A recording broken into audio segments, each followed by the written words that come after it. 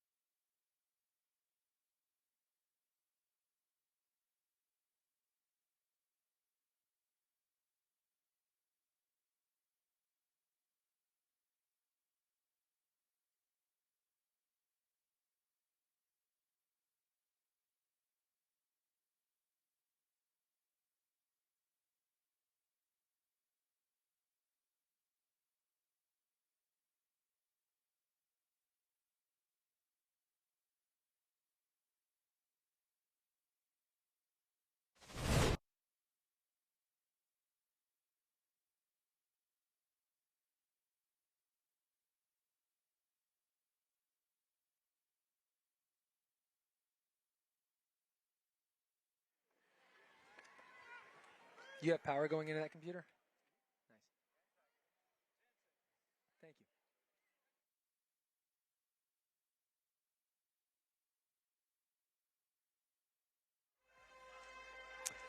All right, everybody, welcome back. We are ready to roll. PHS won the toss. They deferred.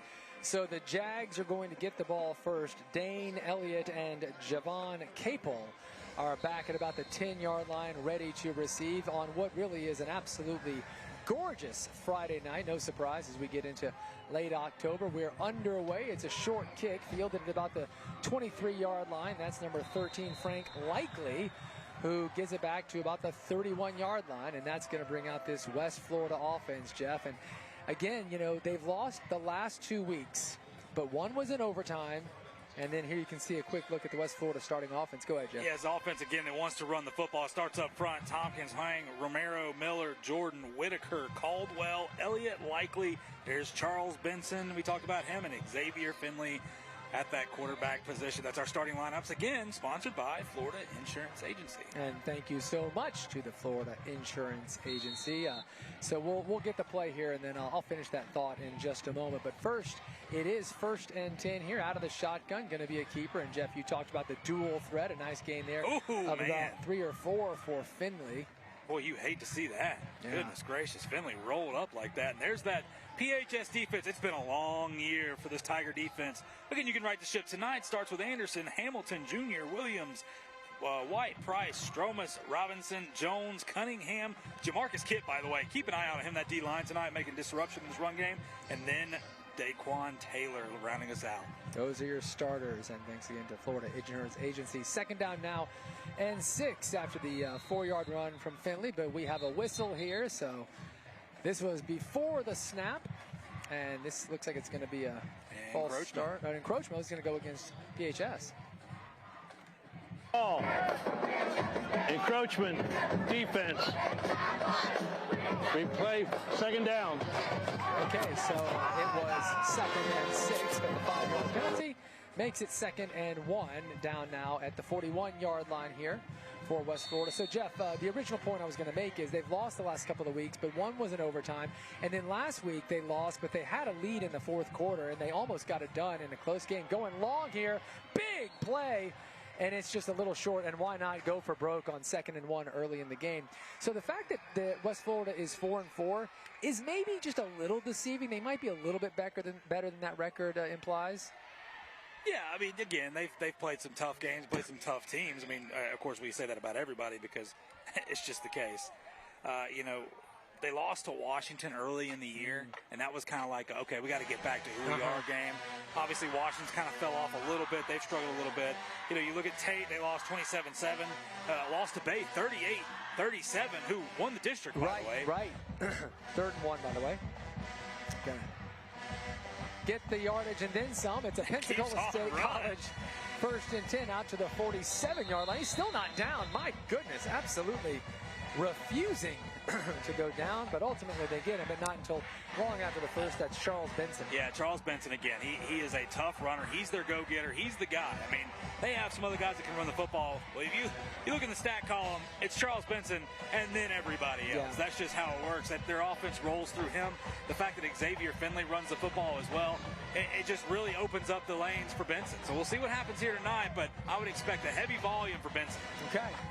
1st and 10 here, and nice little handoff there on the other side. That's number 2, Tyree Caldwell, who makes a nice play and picks up about 7, so it'll be 2nd down and short. And this is what West Florida will try to do all night long. This is what makes it so tough when you play them, because if they roll down the field, they possess the ball 5-6 minutes at a time. Well, now you got to score on offense as well. If they stop you, now you're in trouble because they're going to get the ball back. Yep. And this is not an explosive offense. That's not what they're built on. They're built on 4 or 5-yard gains, a pop, move the sticks, milk the clock. And, Jeff, you know, we talked about the fact that West Florida, again, they win next week if they can. It's going to be a penalty here, and they need some help. But what I want to ask you is, we talked about this before the game, winning tonight against PHS, who's not very good, that doesn't help West Florida's case, does it? Yeah, so Encroachment, defense, replay, 2nd down. So another encroachment there on the Jaguars, and the chains will move. Go ahead. Man, think of it at home if you haven't paid attention to Florida high school sports as the BCS system of old. If you don't play a good team and you barely beat them, it's going to hurt you. You're almost going to lose points. That's the way it is here. So really, if you're going to beat a record bad team, I don't want to call PHS a bad team. Right. You got to blow them out to even get any kind of credit for it. That's going to be a keeper for Finley, who picks up a couple. Yeah, it's always interesting when the system sort of helps if you crush somebody. And West Florida, no doubt, is well aware of that. And Coach Summerford's going to maybe try and score a lot of points tonight because he knows he needs them.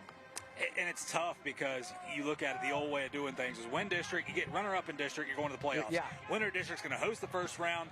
The runner-up is going to go on the road to another winner. Now, that's what makes it so tough here on the Panhandle compared to Central Florida, even towards Jacksonville, things like that. Is like those teams get power rated better than our teams. So if we do, even though you have a 4-4 team, if you go out and beat a 1-7 team, and they were a good team, they played a tough schedule, nobody really cares at the state. Got it. That's an interesting system. That's Jordan Williams, who made a nice defensive play there. It's going to bring up third down. Here's another look as West Florida puts it in the air for the first time tonight. Yeah, great job beating the block right there. Yeah, he was all over it. So third down now and 8 after a small loss. West Florida. Looks like we've got another flag here. This one. Oh, it's going to be another encroachment for PHS. Third encroachment in about 6 plays from scrimmage. And that's just, again, it's just tough. I mean, still third down. You're 1-7. These are things that have probably been causing you problems all year long, just lining up. That's something that you can control. And I think, Jeff, that pretty much guarantees now 4-down territory. It may have been the case anyway, but third and short as he's in some trouble there. Throws it open. Woo, mercy. The intended there was Caldwell, but unable to pull it in. A nice job by Finley even to get rid of it there as he was under some real pressure. That'll make it 4th down and 4 here.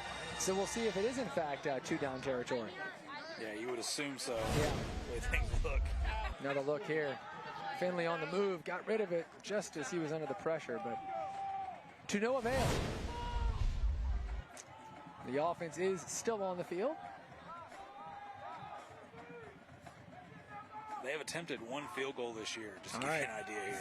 Finley going to roll out. He's got a lot of time this time. Thinking about taking it himself, but I don't know if he's going to get it. He's not going to get it. No. The PHSD comes up with the stop, and the drive comes to an end. So a big moment there early in the game here for the Tigers as they get a really nice stop, and the offense comes out. Boy, oh boy, this is what we're talking about. You got to get some stops. There is no bigger stop than stopping in the open drive. They've kind of marched down, but realistically, PHS shot themselves in the foot with some encroachment with 3 penalties. different encroachments, But great job standing up tall, and you know what? Not bad field position for their offense. No doubt. That was big. So they'll start the drive at the 35, and of course, as you said, we're going to be paying attention all evening long to Jamarcus Fountain, quarterback who can get it done. Line up in that split back set. Keep it on the ground. He'll hand it off and picks up a couple, but not more than that. First play from scrimmage there. Courtney George running the rock for him. So that'll make it 2nd down and about 8 after the short pickup from George as he gets to the 37. See this PHS offense again. There's Fountain at quarterback. George, Williams, McCorvey, Quiles, Brown, Newell, Maloney, Middleton, Hayes, and Shannon rounding out that offensive line. 2nd down now and 8. Another look here. I think that's Courtney George again. It is. And he hustles his way down for a pickup of about 5. Nice carry there. Good 2nd, even 3rd effort. That'll make it 3rd down and 3. Yeah, much more manageable 3rd down and 3. And this West Florida defense needs to stand tall. Starts with Carlisle, McNeil, Bailey, Caldwell, Smith, Caldwell again. Charles Benson playing both ways. Love to see that. Soho, Oliver Richardson, and Don Williams. All right, that West Florida D would love to get a stop right here. It's 3rd down and a couple. Got to get to the 46, keeping it on the ground, and a nice defensive play. It's real close, but I don't know that he got it. Number 38 there for the Jags. Very impressive from Patrick Carter, who steps in. Check that. There is no 38 on this roster. Was that? Well, that's interesting. The roster I have doesn't have a 38, so my apologies. Boy, I tell you what, that was close. Yeah, he got it. It looked short from up here. I agree with you. We're on the roof tonight, by the way, so we get a vantage point like none other. It's so cool, yeah. When we come to PHS, we literally set up on top of the booth there, and it's great. But he got it. I'm with you, Jeff. I didn't think he did. A flag here, so this is a dead play as they get a Pensacola State College 1st and 10. And that one goes against PHS again. 4th penalty. Offense, 5-yard penalty. Repeat, 1st down.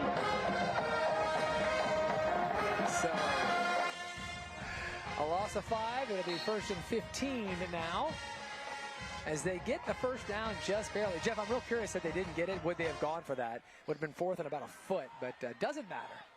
Would have loved to see it, though. Ooh, it's Florida. Got to be careful there. Play clock still at 12. Plenty of time. As Fountain gets the call. Hands it off to George, and he's got a big hole. He's got a big hole and a lot of speed. And he will take it all the way down to the 32-yard line. And PHS on the move. This is not the start West Florida wanted. Absolutely not, but for PHS, it couldn't be any better. I was just about to mention how Fountain hadn't actually carried the ball yet. They're getting George and all these other guys involved, but look at this right here. Great blocking. Look at them closing off the end. There is Christian. We couldn't have got far, but we could have at least got past the line of scrimmage with so much room. By the way, that was a 29-yard gain. Another handoff. This time it's Rashad Williams who picks up a yard or so. That'll make it 2nd and long. Yeah, number 18 right there, Ashton Caldwell, puts a stop to it. Obviously, a couple runs like that kind of takes this West Florida defense off. Feel a little disrespected. No doubt, no doubt. You know, again, PHS is 1-7, but they got the huge stop on D. Here's another look at that play. You also got to understand, like we said in the open, PHS, they're here to spoil your night. Darn right. And this time, Fountain will keep it himself, but the West Florida D was more than ready. That's a 3-yard loss. That's going to make it 3rd and long. Big play there from the Jaguar D right when they needed it, too. Yeah, great response after giving up that big run.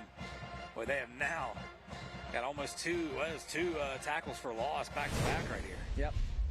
So a first down comes down right at the 20. 3rd and long here. Yeah. Fountain can throw it a little bit. He may get his opportunity right now. He's going to. And he's going to go over the top. Uh-oh. And he's way overthrown it. No flag, 4th and long. And tell you what, Colin Eccles, he just keeps running right there. I mean, he was open. Yeah. It was a great throw by Fountain. Yeah. He just kind of stopped the route, turned around, and then tried to backpedal the rest of the way. Yeah. I mean, it's a beautiful throw right there on the sideline. If he stays in stride, might have pulled that in. But now it's 4th and forever here, and at this moment in time, that PHS offense is still on the field. They're going for this. Kind of in no man's land. Not a bad idea. Yeah. 4th and, again, about 13. Going to throw it again, of course.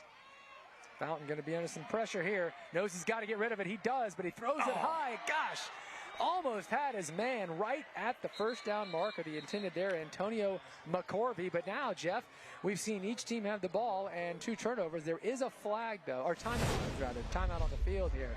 I think we've got ourselves a water break, but 2 big stops. So when we come back, the West Florida offense coming back out.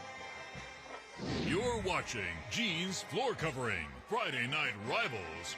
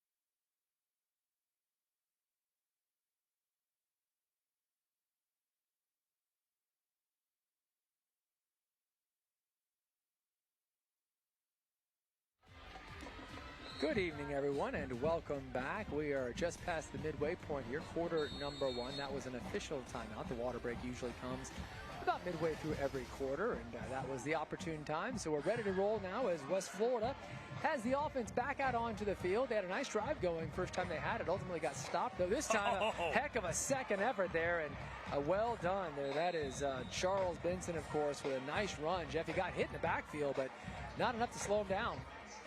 Yeah, Benson, he's a load back there. Been doing it all year long. Obviously, tough to expect one man to take him down. He just runs through 2 tacklers right there, making it look easy. Ends up picking up about 6, so second down and 4 out at the 39-yard line here for the Jaguar offense. Great to hear that band. I know you can hear him. That's PHS. Ooh, nice little up and under there. And here he comes again. And this, oh gosh, a heck of an effort there. Nice tackle there from number 12. That's McCorvey, who was able to pull him down. Jeff, I thought he might break it. Yeah, a unique little wrinkle there. Running back there, run a trap underneath. Almost broke it big. But it is a Pensacola State College 1st and 10 as he gets out to the 49-yard line. So, again, West Florida on the move. They had a great-looking drive first time around, but then got stopped down around the 35 on the other side of the field. I'd love to push this one farther on down and maybe get 6.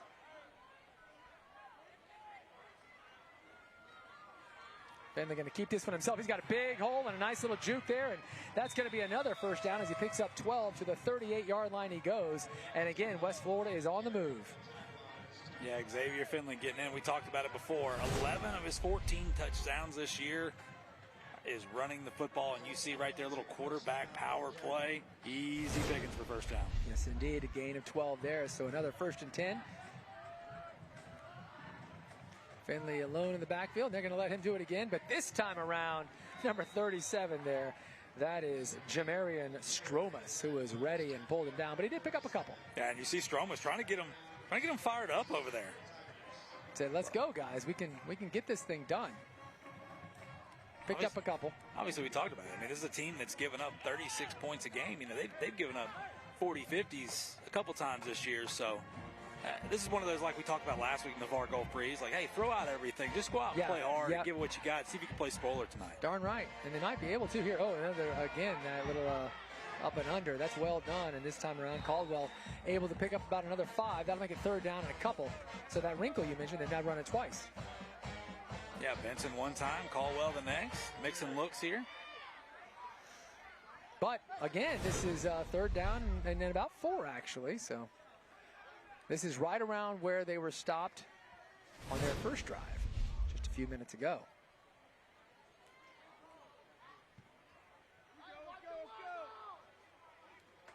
All right, that's another handoff, and here comes Benson, and he's able to get the first down and then some out to the 25-yard line. So that's a Pensacola State College first down. Just good old-fashioned run it up the middle. Love to see Benson. I mean, they line him up deep back there, let him get a run and start. That's that right. Offensive line opens. All he needs is a sliver to fit through, and breaks open for the first down. And Jeff, I noticed how deep he was, as you said, to get that running. Honestly, is that common? I don't feel like I've seen that much. You know, it was interesting though. He got him a running start. 1st and 10. And here comes Benson again, who's doing his best, but a couple of defenders there for PHS able to pull him down there. That's number 2 to Jalen Cunningham. And again, Demarion Stromas stepping up. Look, not allowing that edge, fighting off that blocker right there. Great job by those 2 young men. You know, Jeff, a minute ago we were talking about how they started him back more and he got that running start. Why not start him 40 yards back so he could really just get the timing would be. It'd be tough to time, but I think you can't move until the ball snaps. It's not Canadian football. Oh, got it. Oh, throws behind him, but a great effort there to wait for the ball, and that's well done. Number 13 likely pulls that in. The ball was thrown behind him, but inside the Synovus red zone now. Yeah, great job by Likely, and kind of using his body as a guard in case there's somebody back there. But great hands by that young man, and great job by Finley. Had pressure in his face. So now to the 17-yard line are the Jaguars with a 1st and 10 from Pensacola State College. Throwing the exact same play, and again, Likely is the receiver there. It gets inside the 10. Going to be 1st and goal now for West Florida as we're down to 30 seconds in quarter number 1. In the ever famous Synovus red zone. That's right. That's exactly right. Yeah, but you see West Florida, this is where they can throw the football. Obviously, you're loading up the box, trying to prevent the run because they've done nothing but run down your throat. And then, boom, play action right over the middle twice in a row. So this will be the 10th play of the drive. 1st and goal, and this time around, gonna get inside there. Down to the 2 is Caldwell, but he won't quite get in. And that most likely will be our last play here in the first. I think it probably will. As you can see, the clock is rolling here in under 5 seconds, and that is exactly how quarter number 1 will end. A little bit surprising, it ends scoreless. But the Jaguars are knocking on the door. They've got 1st and goal when we come back to start off quarter number 2.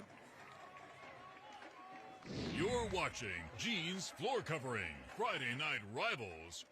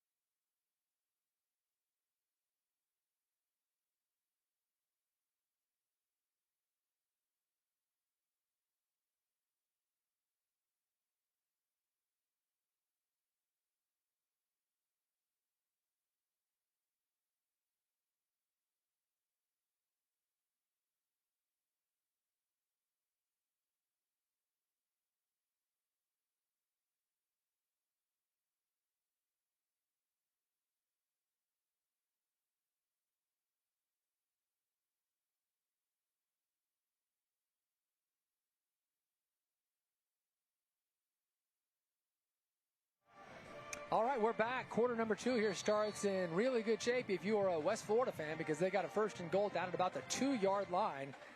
And going to keep it on the ground here. And Finley was not able to get in. That PHSD was ready for that one, Jeff. Yeah, another quarterback power right there. Motion the running back out. It's just going to be, oh, man, Finley up there by his lonesome. He was so close, but about a half-yard short. Yeah, just short. So the Jags still not in the end zone. PHS would absolutely love to get a stop here. Tall order, though. Second down. And this time it's Benson. Oh boy, And this how time about PHS, this? the D says, you're going the wrong way, friends, as they are now back at about the 4-yard line, and it's going to be 3rd and goal. And the Tigers are thinking, we may have a shot. They got a little pep in their step. And there it is. I told you, Jamarcus Kidd, keep an eye on this young man. He's still a young fella. My goodness, he shoots right through there and starts the whole brigade of Tigers back there. My goodness, nothing doing. And now we got ourselves, if they can hold them here on 3rd down, kind of makes you wonder if they'll feel comfortable going for it on 4th. They'll try the field goal. All right, it's 3rd down at the 3, 3rd and goal. This time Finley's going to throw it. He's down again. And it is going to be 4th down, and I am sure that the Jaguars are stunned right now as they have gone backwards from the 1. Well, look who it was. Once again. Incredible. Jamarcus Kidd, I'm telling you, Yeah, this young man is a guy. game changer. Obviously, that entire defensive line does a great job, but wow, they are going to settle for the field goal. What a stop there for PHS. That's absolutely incredible. Yeah, well done. That was 1st and goal. And, of course, this is no guarantee. Number 25 on the kicker. That's Isaiah Roll. And to put some points on the board here. Maybe 17 of 20 on extra points. 101 field goals this year. All right. See if you can get to 2 for 2. Ooh, there it is. Good kick. Beautiful. Yeah, nice leg there, and that is good. And so West Florida does get points, but I can assure you, Coach Summerford is disappointed that it was 3 and not 6. However, blood has been drawn. When we come back, PHS gets the ball. You're watching Gene's Floor Covering, Friday Night Rivals.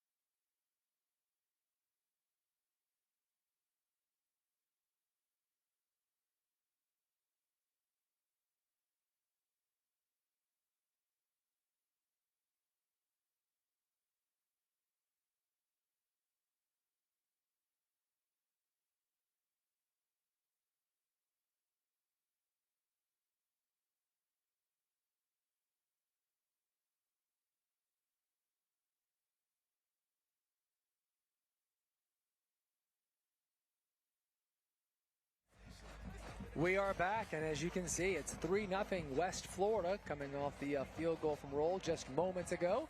After a huge stop, West Florida had first and goal from the 1. They went backwards over the course of 3 plays and settled for 3. So now PHS will get their turn. A pooch kick here. Going to be fielded right at the 22, man. But a couple of guys run into each other. Ultimately, it's Courtney George who's got it. He's got a little room here as he gets it out to about the 36-yard line. And he ran, I think, more side to side than forward, but still a pretty good return there, especially given that he was almost tackled by his own guy. We do have a flag on the far sideline. Did he? Was it a personal foul on his own guy? On his own guy. It's like it's holding. Yeah. You can see here in the camera shot, if you look at the top there on the left. Well, there we go. See what this call is. All right, so PHS. Back them on up. Yep. So forget that start at the 36. They're going to be going the wrong way here. Courtney George had a nice big run for 29 on the first drive they had. Ultimately, they were stopped, though. But they did prove they could run the ball tonight against this West Florida D, as they're going to start this back at the 26-yard line. 9:54 to go here in the first half. 3-0 West Florida. And they're still talking things over. Big secret. I know. I'd love to be in on that. I think they're talking about the spot.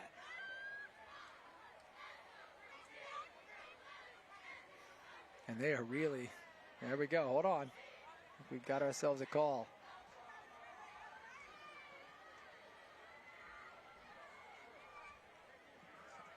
Okay. During the run back, hold offense at the 24. We go back 10 yards and first down and 10 at the 14. Okay. So appreciate the explanation. Spot foul. Yep. 10 yards from the spot. Although he said at the 14, and they are certainly not yet at the 14. Let's see if that changes. They are, I don't understand. He was very clear that it happened at the 24 as a 10-yard penalty, and they're going. And he's standing back there saying, "Guys, this is where we're starting." And here they come. Okay. We're going to get there, I promise. Well, no, I wouldn't promise that, actually. No, we have to eventually, though. Your mouth is writing checks. Your body can't cash, Maverick. I mean, I might walk down there and spot do it yourself. All right. If it comes to it, go spot it. Oh, goodness. All right. All right, here we go. We are ready. 1st and 10, back at the 14 as promised.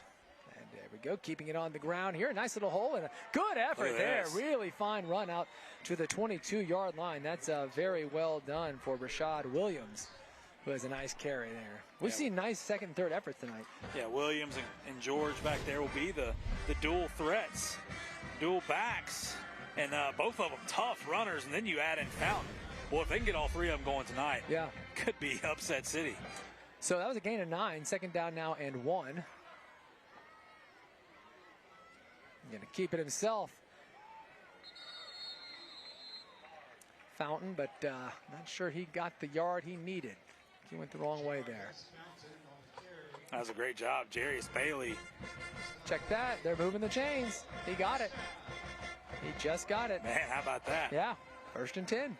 Bailey watching. He had the running back, but saw he didn't hand it off immediately. Just didn't run out there with him. Bit down right there on the quarterback. Made it tough, but first down nonetheless. That's a Pensacola, rather not. That's not a Pensacola. Thank you. Yes, that's a Hampton Imports. My apologies. He's in trouble now. This is not going to be a first down. The West Florida D was swarming there, and that's going to be a huge loss. Caldwell, one of many on the tackle there. Yeah, Caldwell and Zach Smith, senior linebacker. They're not going to let Fountain beat them. I think that's what West Florida's shown here earlier. It's just not going to happen. You're going to have to do something different. Yeah. And we've seen some of that, certainly with Courtney George. And it's going to be second down now and long, about 17 after the huge loss there. Got to get out to the 35. 8:20 to go here, first half. Live from Pensacola High School. Keeping this one on the ground, and that West Florida D, again, not going to give up much, maybe a yard or two, but that'll be about all that Williams was able to get. Yeah, just nowhere for Williams to go. Offensive line struggling a little bit blocking this front seven, excuse me. So now 3rd and very long here, and West Florida in a good opportunity. If they can get the stop, they're going to get some great field position. But they got to get this stop at 3rd and 14. By the way, it's worth noting, 2 fantastic bands here tonight again. Oh yeah, I talked about that earlier. The PHS band sounds awesome. Senior night too.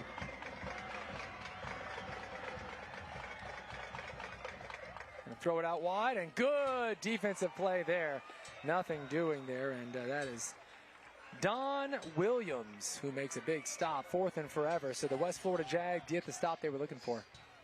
Yeah, it looked good. I mean, obviously the penalty on the kickoff right there, Courtney George gives them good field position, but penalty backs them up all the way to the 14 and just could never get out of their own shadow right there of their own end zone.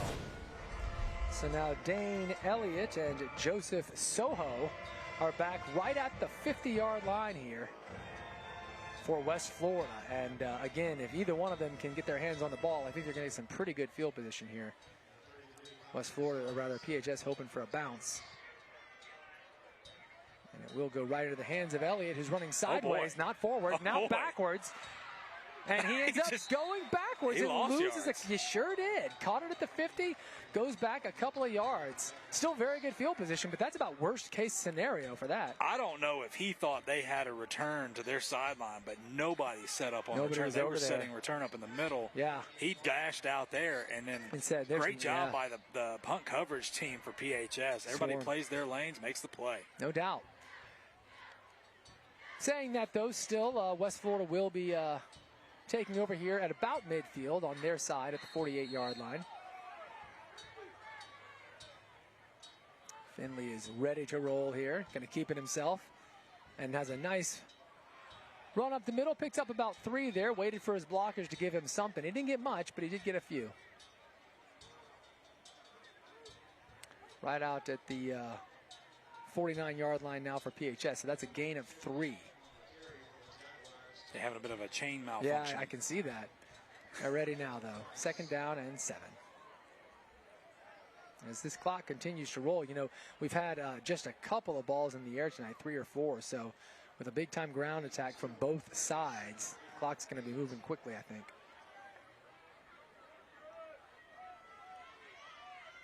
There's a throw and caught. That's Dane Elliott who hauls it in, and that's a Hampton Imports 1st and 10 as Elliott gets down to the 36-yard line. Boy, West Florida's having a lot of success with those plays over the middle. Just nobody there for PHS. No doubt about it. And I think we've got a timeout on the field here as we've just passed the halfway point of the 2nd quarter. So we're going to step away with an official timeout. West Florida is driving up 3-0. You're watching G's Floor Covering, Friday Night Rivals.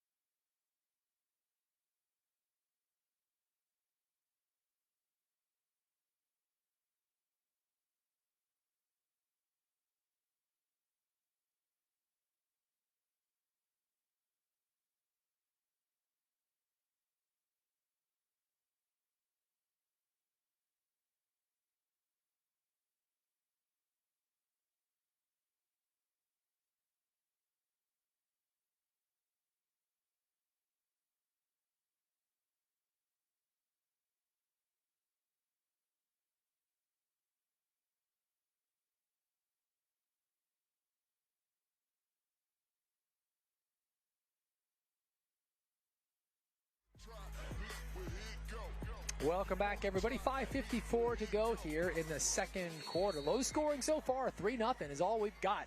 West Florida, the Jags, up 3 and also on the move here. They've got a 1st and 10 on the PHS side of the ball. We are live from Pensacola High School. Jeff Price, Haley Samples, I'm Christian Garman, and Mr. Finley keeps himself, and he's going back and forth, and a heck of a run. Gets down to the 26-yard line, and that may be just enough to move the chains for Hampton Imports.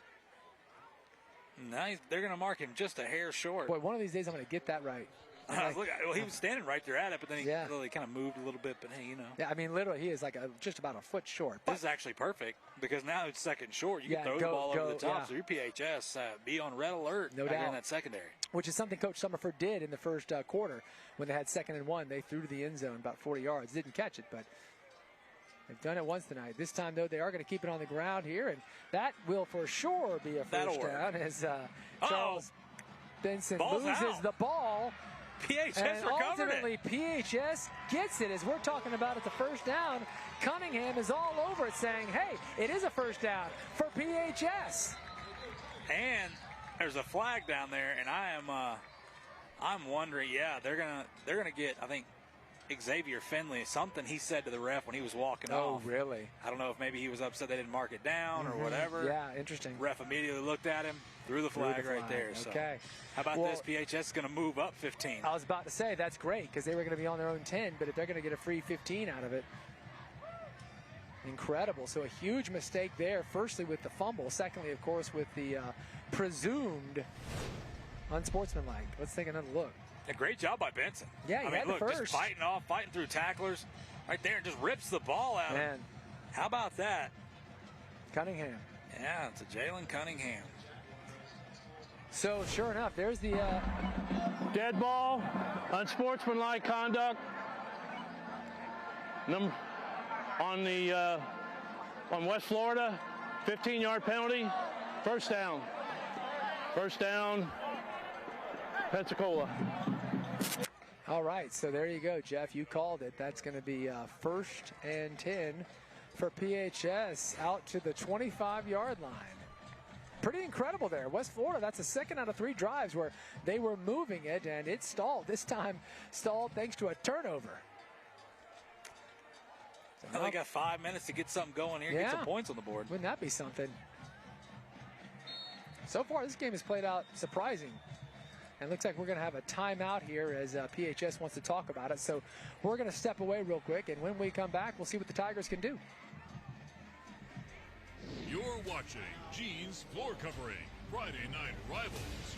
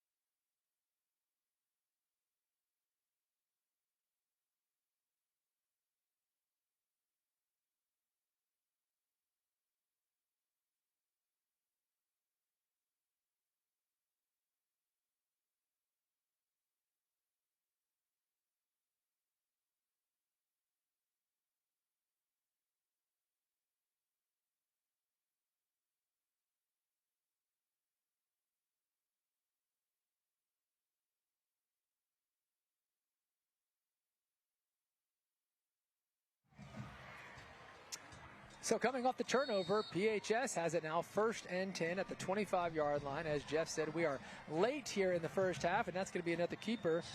And that's going to be a pickup of a couple there for Fountain, maybe 3. Yeah, PHS is going to have to throw the football a little bit. I think West Florida's not going to allow them to run the football at all. Nope. We've definitely seen that as we're down to 4:35 to go here in the first half. And they're going man-to-man across the board in the secondary, so, I mean, there is opportunities if they can get out there. 2nd and 8, but they keep it on the ground, and, again, maybe picks up a yard, but it'll be 3rd down and long. And at this point, wouldn't be surprised with 3 timeouts if Coach Summerford from West Florida called one to get his offense back out on the field with 3rd down and long here at about 6. Here's the other thing. Is he trying to milk this clock here? Remember, PHS will get the ball back to start the second half to prevent West Florida from having good field position, maybe get a turnover, whatever it is. Maybe they run the clock down, get a first down here, milk it the rest of the way. Maybe they're really not trying to push the ball down the field. may be right, maybe right. They are going to throw it here. It's a nice route. Unable to bring it in. That was going to be enough, and Jaden Teemer not able to haul that one in. So that will make it 4th down, and of course the incomplete pass means the clock stops, so that works out pretty well for West Florida. So throw out what we were just talking about. Exactly, yeah. 100%. Well, you never know. That was a good theory. Again, though, but you saw how he was open. Yeah. Just got to hit him right there. But Yep. that's what they're going to have to do at some point tonight if they want to put some points on the board, because West Florida just loading the box up man-to-man across the board. They're not worried about you throwing the football. Mm-hmm. All right, so now with 3:48 to go, again, you've got Dane Elliott back. A moment ago, his return went backwards. I think he'd like another shot, and this punt may be heading out of bounds. Good roll. Takes a good bounce, and it does eventually touch the out-of-bounds line right at the 35-yard line. So that time, Elliott doesn't get the opportunity. And here comes that West Florida offense, who, interestingly, Jeff, they've had 3 possessions. They got stopped on a 4th down. They turned it over, and they got a field goal. But all 3, they moved down the field. They've proven they can move the ball. They keep kind of hurting themselves. Can't finish it. And credit PHS on the defensive side of the ball for not giving up. Obviously, they ran the ball down their throat. They get right there. They're on the 1. They get a tackle for loss. Then the next play, they get the ball back. Yep. Okay, so we'll see if West Florida can find a way to get some points here just before they run the option. And that's on the ground. And that ball is still loose. And who's going to get it? Looks like Caldwell jumped on it. I think he may have. Holy, we're about to talk about another turnover for PHS. Right place, right time. Woo. My goodness. Golly, this game is exciting. Wow. Some good stuff tonight. Check this out. The option, a little bit of a risk there. Just throws it a little bit behind him. Oh, man. Caldwell able to get it. Young man's trying to watch out for that defender breathing down his neck. All told, it's a loss of about 3, so it could have been a lot worse. 2nd down and 13 now. Down to 3 minutes. And they're going to throw long over the top. He's got him. Heck of a run. And he brings it in. My goodness. So Caldwell recovers the fumble, and the next play hauls in the bomb. This couldn't be any better coverage except, young man, just get your head around, and you gotta pick. Watch this. He's draped all over him, gets his head around, kind of awkwardly turned, and a beautiful ball. Yeah. Just cradled it. You saw how long it took me to say caught it, because I was like, I couldn't believe he caught it. What a play. Man. So West Florida in business after a 37-yard strike. Wow. What a turn. Now the ball's on the ground again. And this time it may be PHS. Let's see. Oh, West Florida's got it. Woo! My goodness. Do not look away. It's the most exciting game we've had all season. Wow. Kind of for the wrong reasons. But who in the cares? Same sense, you know what I'm saying? Like, the phrase is good TV, Jeff. 2nd down and 11 after the loss. Handles the snap. Yeah. All right, so this time they're not going to chance it. Just keep it in his hands. No one handed anywhere. Finley able to pick up several there. That's a nice run. That'll make it 3rd down and about 7, it looks like. As we're down to 2 minutes here. West Florida still has all 3 timeouts. 3rd down and 5 maybe. Coach Summerford letting the clock roll. PHS will get it first to start the 2nd half. Play clock at 18, plenty of time here. Finley making sure everyone's on the same page. 3rd down and 5. Keeping it on the ground and a big hole, and this may be it. They're going to get the touchdown. Yes, indeed. Easy Charles for Benson takes it to the house, and West Florida able to get that touchdown they so desperately wanted to take a lead 9-0. Yeah, that's a, Forrest Jordan and Associates, that's the generator, guys. Touchdown for you. And Benson reading his blocks, cuts back. Great vision by the young man. Waltzes into the end zone. He's got a little jig right here for us just at the end. Don't get to see it, though. That is a 5-play, 65-yard touchdown drive, highlighted by that catch from Caldwell on a huge play. And then Benson getting the touchdown, and now here comes Roll again for the extra point.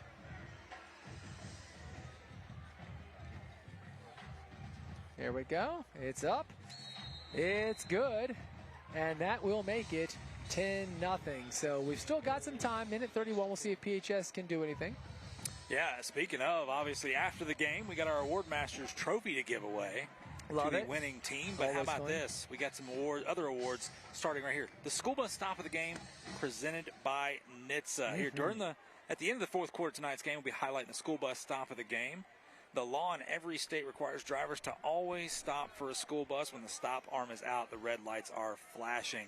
Again, NHTSA, appreciate them sponsoring this. School bus stop of the game will be our biggest stop, maybe our biggest hit. It always kind of varies. But going back to the whole point of this, folks, we see it every day. I mean, if you live around a school, you see school buses all over the place trying to get these kids out there. That arm is out. Stop. You're not in that big of a hurry to risk someone's life, some young child or anybody out there. Just take it easy. Look, you'll get by them. Everything will be okay. Yeah, the 30 seconds is okay. and what you don't want to be is known as the person that ran the school bus stop sign. That's the school bus stop of the game that is not good, by the way. Exactly. So glad to partner with NHTSA all season long as we've been talking about that and giving that award away at the end of the night.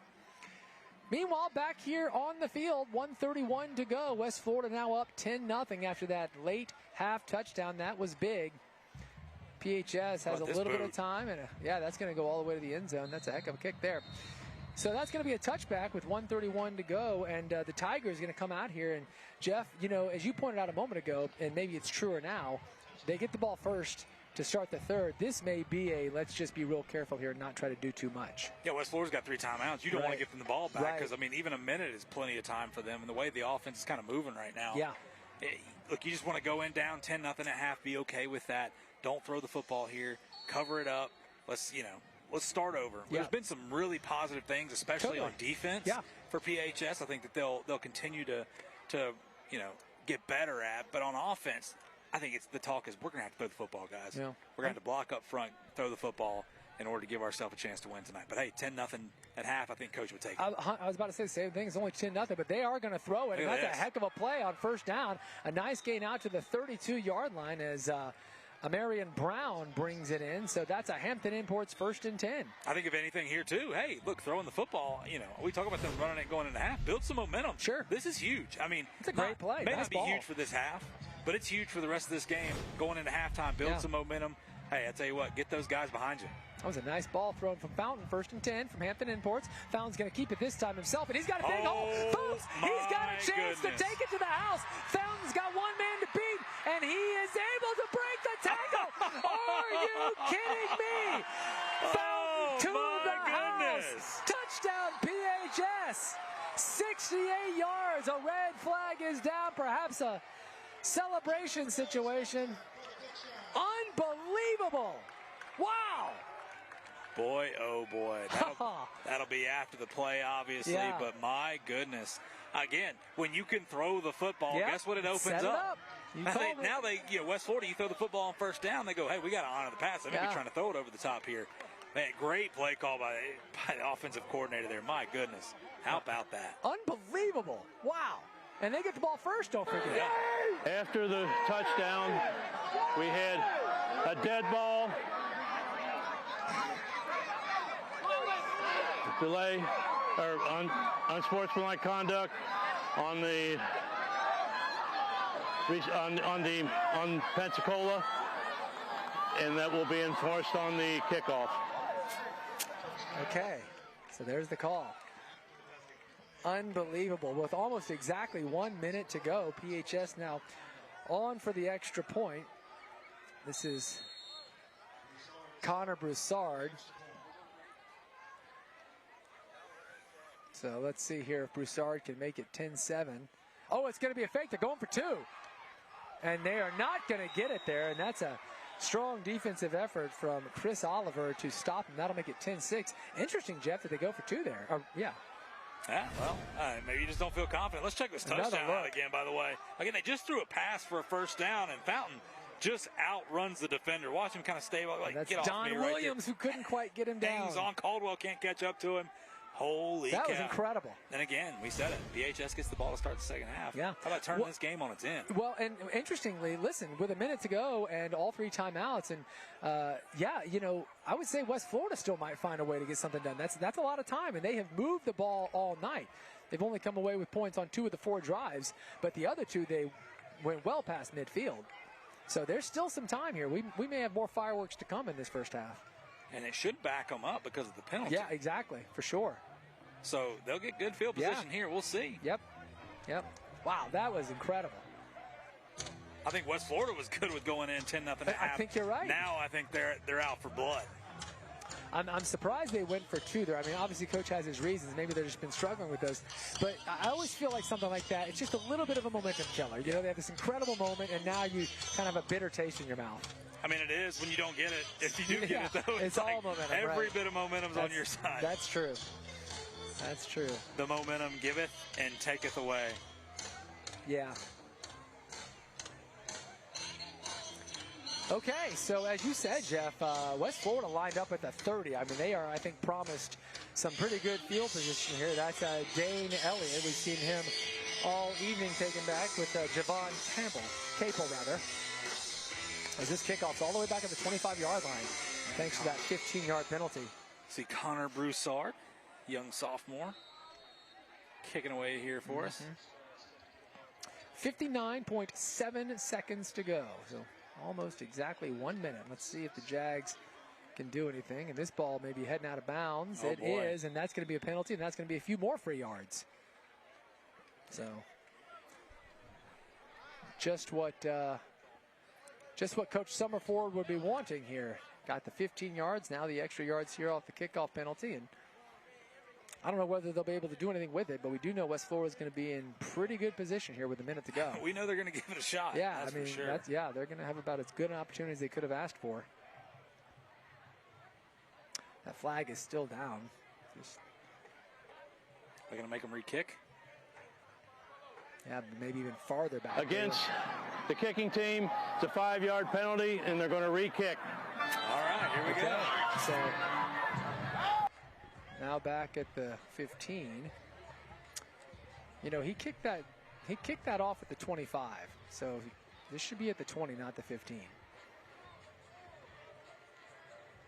I think they're still talking about it. Yeah, I think that's what they're talking about. Yeah, I mean, there's a 5-yard penalty. There we go. So now he's at the 20.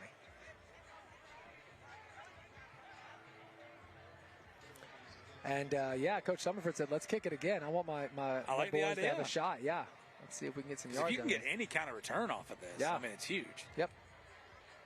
With Benson in the backfield, we saw him break it just a few minutes ago. We also saw a nice play over the top with Xavier Finley throwing it.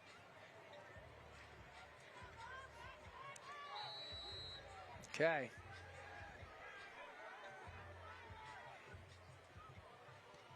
Much better. This one is better. Going to be fielded at the 45-yard line and just calls for a fair catch right there. So that's where Joseph Soho wanted this drive to start, and that's where West Florida will get the offense on the field at the 46.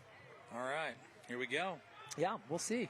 I think obviously first down, cliche as it sounds, first down's huge here, depending on how the rest of this drive is going to go. If they can get a big gain here and get some positive yards, maybe they press it on down the field quick. Yeah. If not, if they get, again, PHS gets a tackle for a loss, a sack, anything like that, maybe it makes West Florida kind of tone it back. Yeah, say let's just take our losses at this moment in time.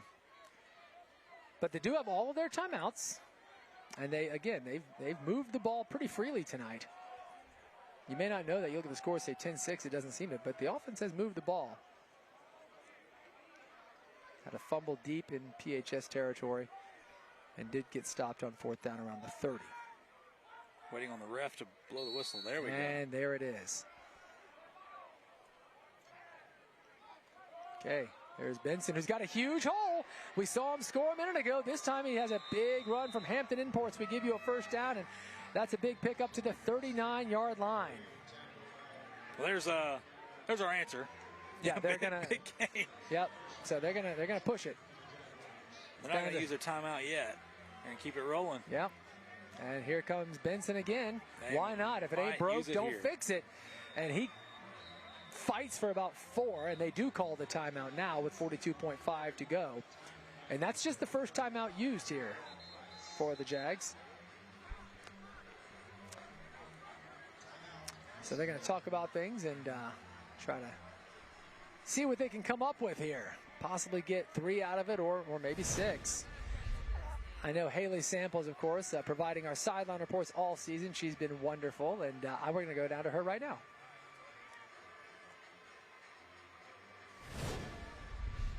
All right, guys, tonight is not just any Friday night matchup. It's arguably the most important game of the season. It's senior night here at Pensacola High School. There's about a dozen seniors on the team here, along with so many more that are part of the cheer team and up in the band. And tonight is all about celebrating them. If you take a look at the stands, you can see family and friends wearing T-shirts, holding up signs in support of their student athletes tonight. So for the student athletes and the seniors out here, it's definitely a night to remember. Guys, back to you.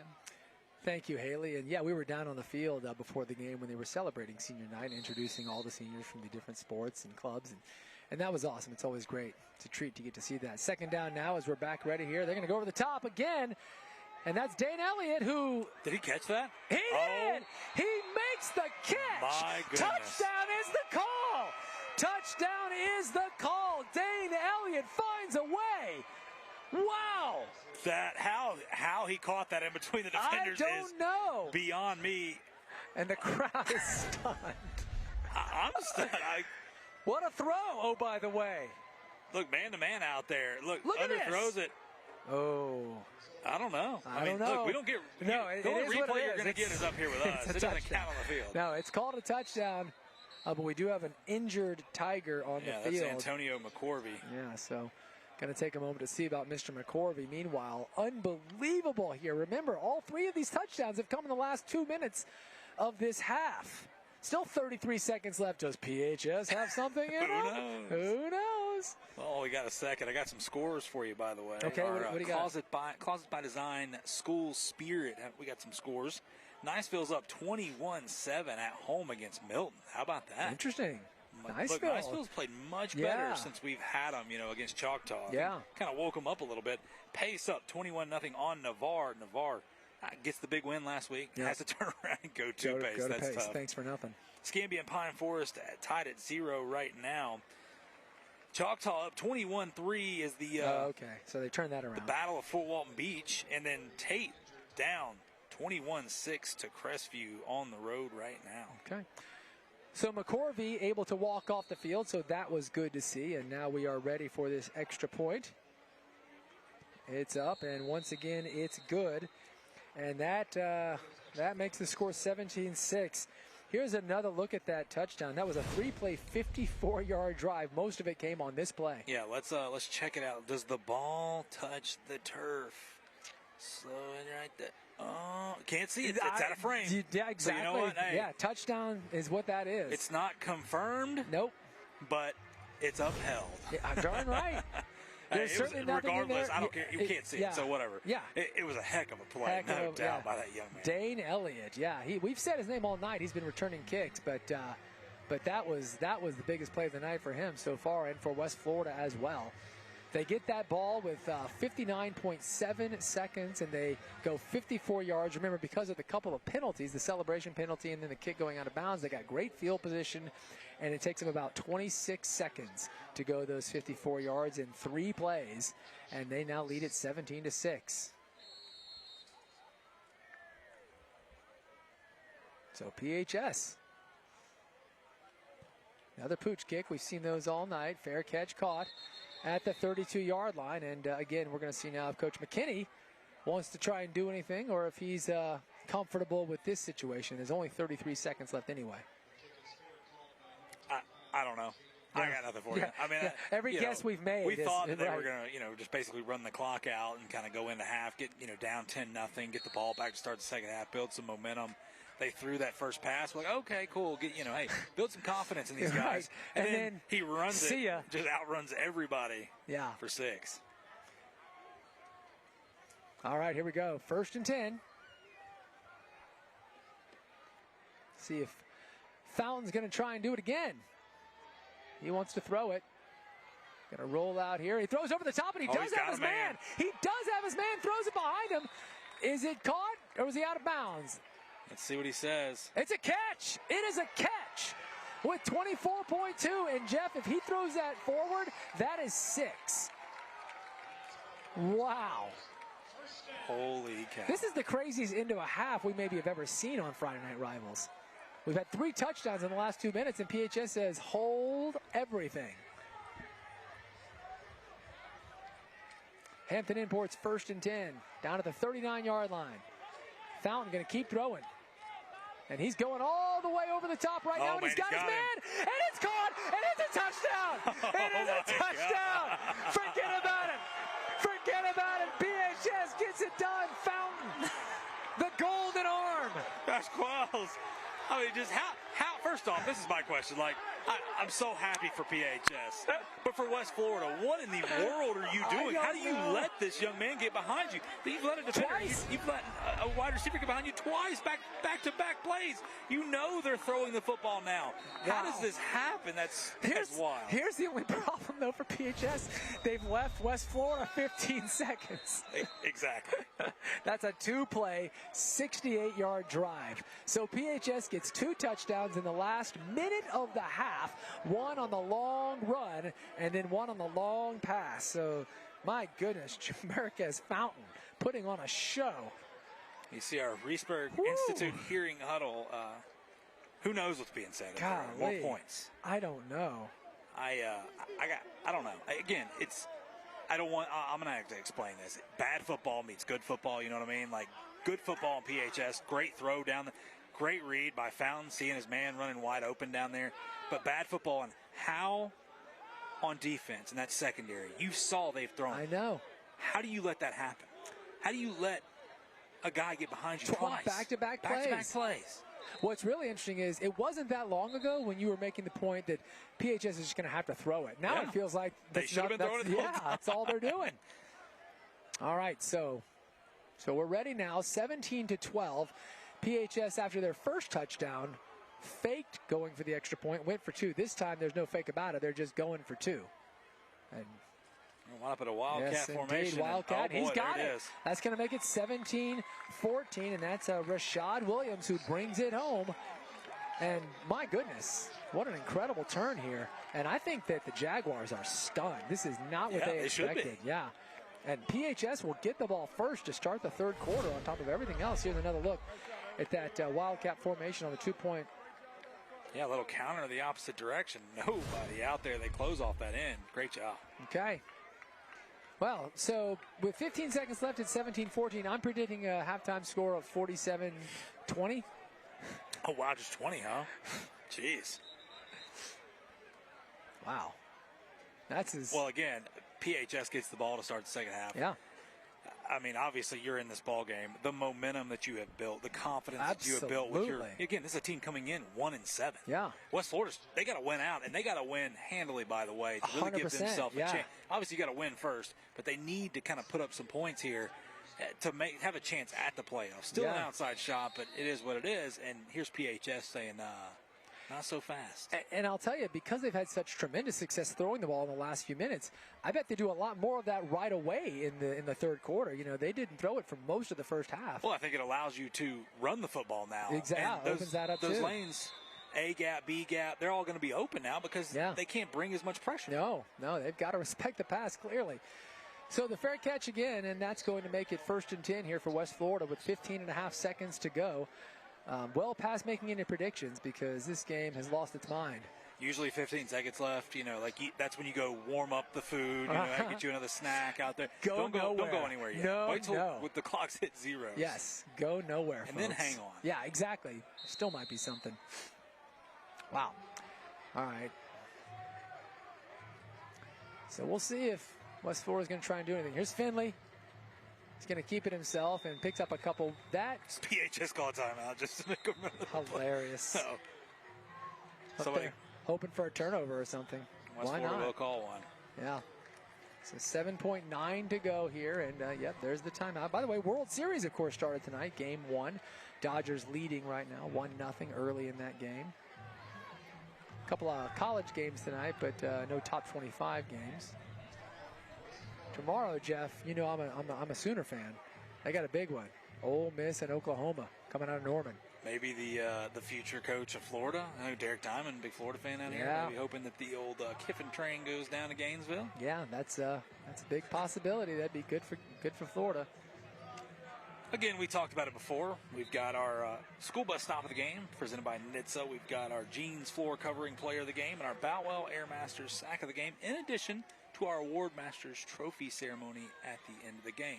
Yep, it's always fun to give out those awards, highlight some of the special players from the game, and of course we'll also have our scholar athletes that we're going to shout out at halftime. That's also always a lot of fun. So the game itself has been really good, and we have some other fun stuff planned as well. Going to keep it on the ground here, and Benson is going to get out to about the 47-yard line. And They didn't. Yeah, they didn't start the clock. They did not start the clock, incredibly. And looks like West Florida may have called timeout. They shouldn't have. The clock never moved. They literally took a second off the clock. Yeah, it was 7.9 when they started the play. They didn't start it. And I'm sure now 4 seconds. Yeah, okay, so they adjusted it down to 4. As you said, there was a timeout called there. Well, West Florida's going to use every bit. Hey, you don't get to take them with you. Right, you know? yeah.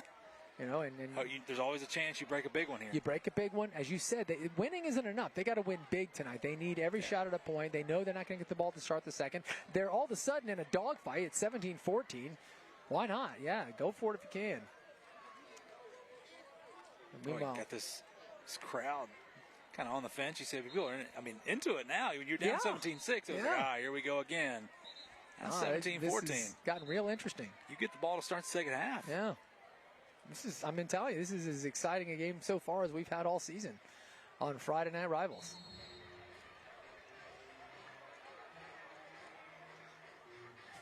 So second down now. Got a whistle. The chains are not lined up, so PHS will call timeout. Yeah, PHS going to call timeout. I thought they were blowing it to get the chain gang ready, but that definitely gives them some time to get it back on track. To figure that out. Yeah. Whatever's going on over there. Been a lot of issues tonight, just logistic type stuff. Great game on the field. That's for darn sure. It's been awesome. That's what counts. Yeah. And next week, incredibly, the season comes to an end on Friday Night Rivals. I know. Here we go. It's a Halloween night game. If I'm not mistaken, this is only the second time we've ever had a game on Halloween night. Yeah. So that'll be fun. I will not be here. That's Del High at Catholic, the Crusaders. Del High is at Louisiana, yeah, Jeff? That is correct. Mm-hmm. So it should be a big night for Catholic, we think. Coach Clayton, get to see his squad again. We saw him opening week of Friday Night Rivals against, obviously, a really good pace team. Yep. And they've done nothing but roll off some wins and get better and better. Yep. So that'll be next week, the last game of the season. Meanwhile, the last play of the half right here. And Finley going to throw. Got a man wide open, but this isn't going to be enough unless he can get in the end zone. It's a nice play. He will get down to the 20 or the 19. So one last shout out to the Synovus red zone. But that is where the half will end. A half that was 3-0 for about 80% of it. But the last 2.5 minutes were incredible. And the score is actually now 17-14.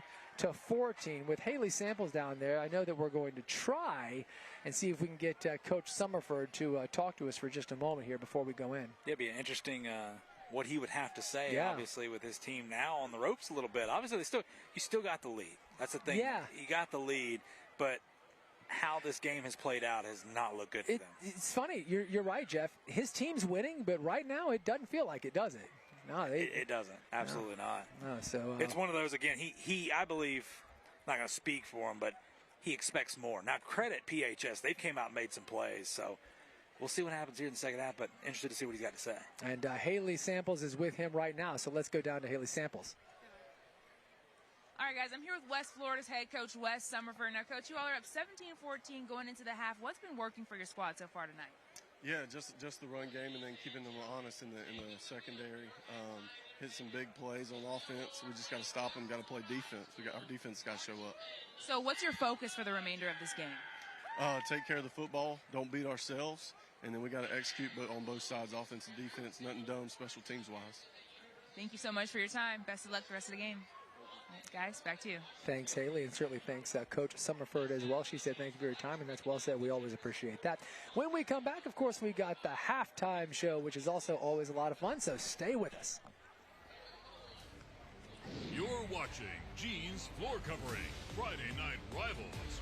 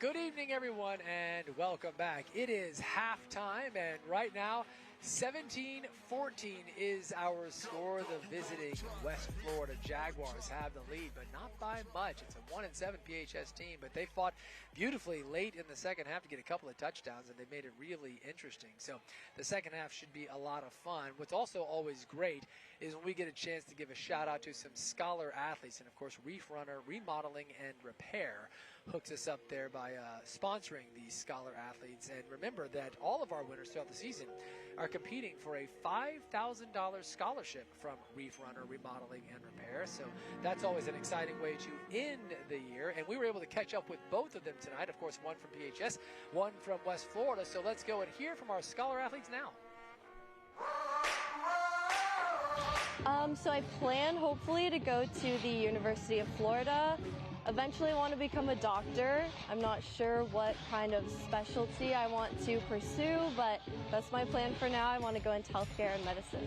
First, obviously, my parents, they just work really hard every day to make sure that my siblings and I have the best opportunities, and they've given that to us. Also, my coach, shout out to Coach Strahan. She is the most supportive coach that I've had ever, basically, and she's just done so much for my team this year, stepping up and fulfilling that position. Also, my friends and teachers and my school, I'm just really happy to be here. I definitely want to go to college, major in chemical engineering. I'm hoping to stay in town, planning to attend FSU. Hopefully I get in. And yeah, majoring in that and definitely continuing weightlifting competitively in my collegiate journey. There's a lot of people I can thank. First of all, I got to thank my parents and family. You know, I wouldn't be here without them. They raised me, supported me all the way here. Definitely want to thank my coaches here, Coach Garner especially. Definitely helped build me up since sophomore, junior year when he first came over here. Yeah, there's too many people to name. Hi, I'm Gary Winkler with Reef Runner Remodeling and Repair. At Reef Runner Remodeling and Repair, we understand the value of education and teamwork that is gained through high school sports. That's why we are a proud supporter of student athletes everywhere.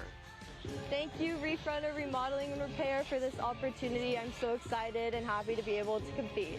Thank you to Reef Runner Remodeling and Repair for giving me this opportunity to take part in this contest for a scholarship of $5,000.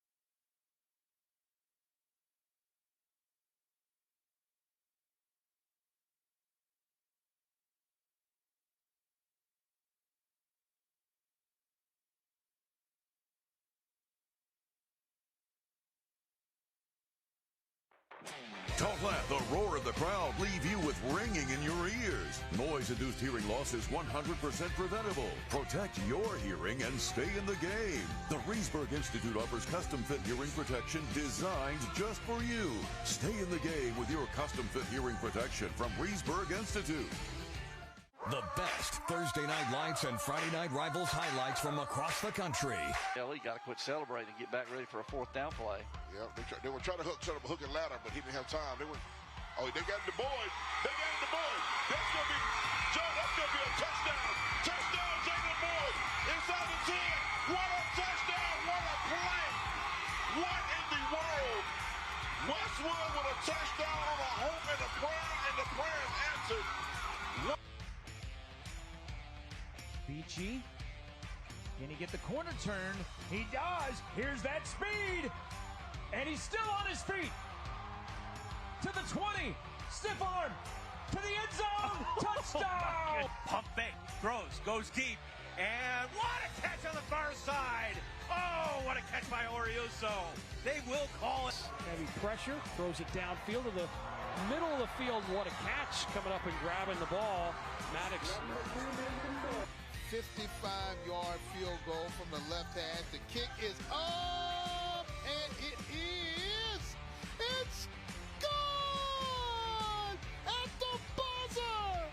Bryant is the hero for the Buccaneers, and the Hoover Met goes haywire. Wow! Unbelievable! Wow!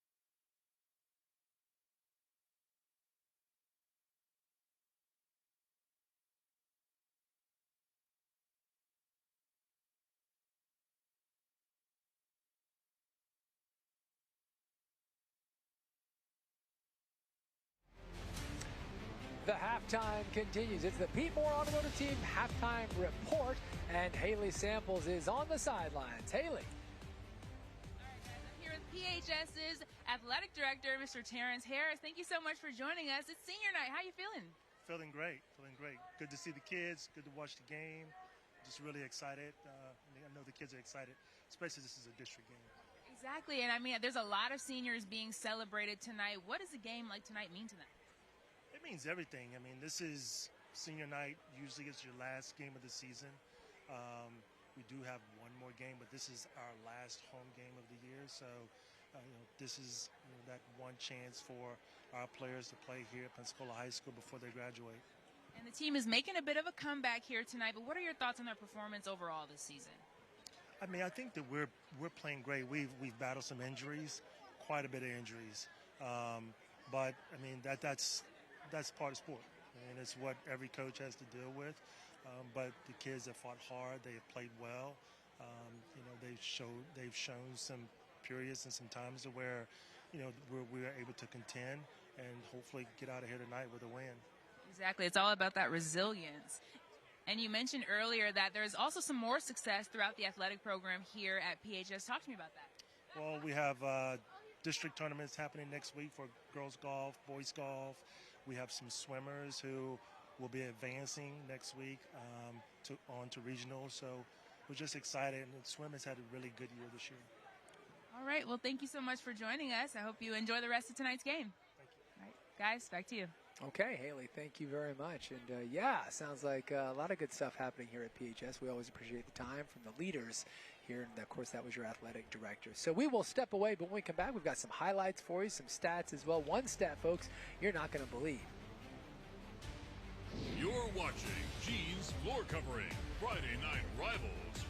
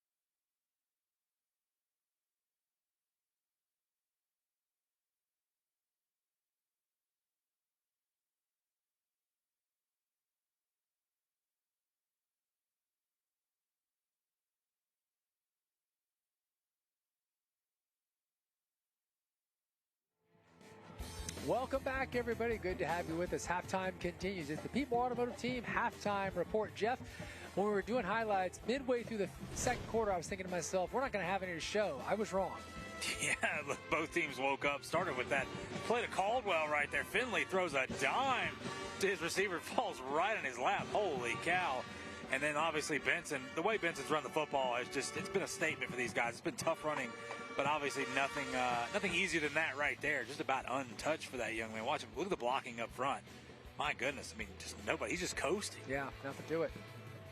Oh, and at this point, it was seeming like, wow, this is going to be all West Florida. You're thinking all West Florida, and, well, you got PHS in a sense of Fountain said, you know what, let me just go ahead and outrun everybody, do this myself, and put us on the board. And, hey, now we've got ourselves a ball game. Yeah.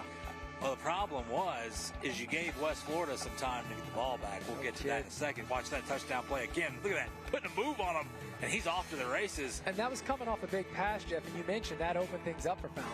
Yeah, I mean, I think this was huge for them, being able to throw the football a little bit later on. But, again, we talked about it. You left some time for West Florida. They don't need much time. Catch. Watch this catch. Holy Dane Elliott. What a catch that was. How he caught that. And, look, good thrown ball by Finley. Finley throws it up, just, hey, let's just see what happens right here. Somehow it falls in between the defenders. And Elliott, I still don't know how he caught that ball. I'd love to hear from that young man. And, again, PHS, well, they had some time, too. And back-to-back plays, a wide receiver got past the defender in the secondary. And this time, the second time, yeah, well, it bit him. Watch this. All day to throw, beautifully thrown ball. Yeah. Boy, Josh in Klaus. total shock. Touchdown. And here we are, like, what is going on? Go for two. Well, you know what? They call that easy pickets for 2, and that leads us to our score right here, 17-14. So here are the stats you can see offensively on the ground. West Florida 143, Pensacola 116.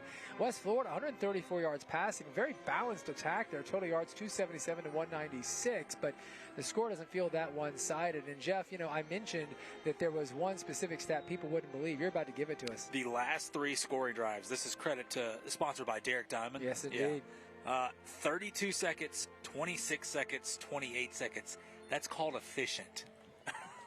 Those are the last 3 drives, unbelievably. So that gets us to our current score, 17-14, and we're just a couple of minutes away, I think, from getting things rolling. So why don't we take one more break? When we come back, we may have a shot to talk to the PHS coach. Either way, we will be getting ready to kick things off. PHS gets the ball first when the third quarter starts.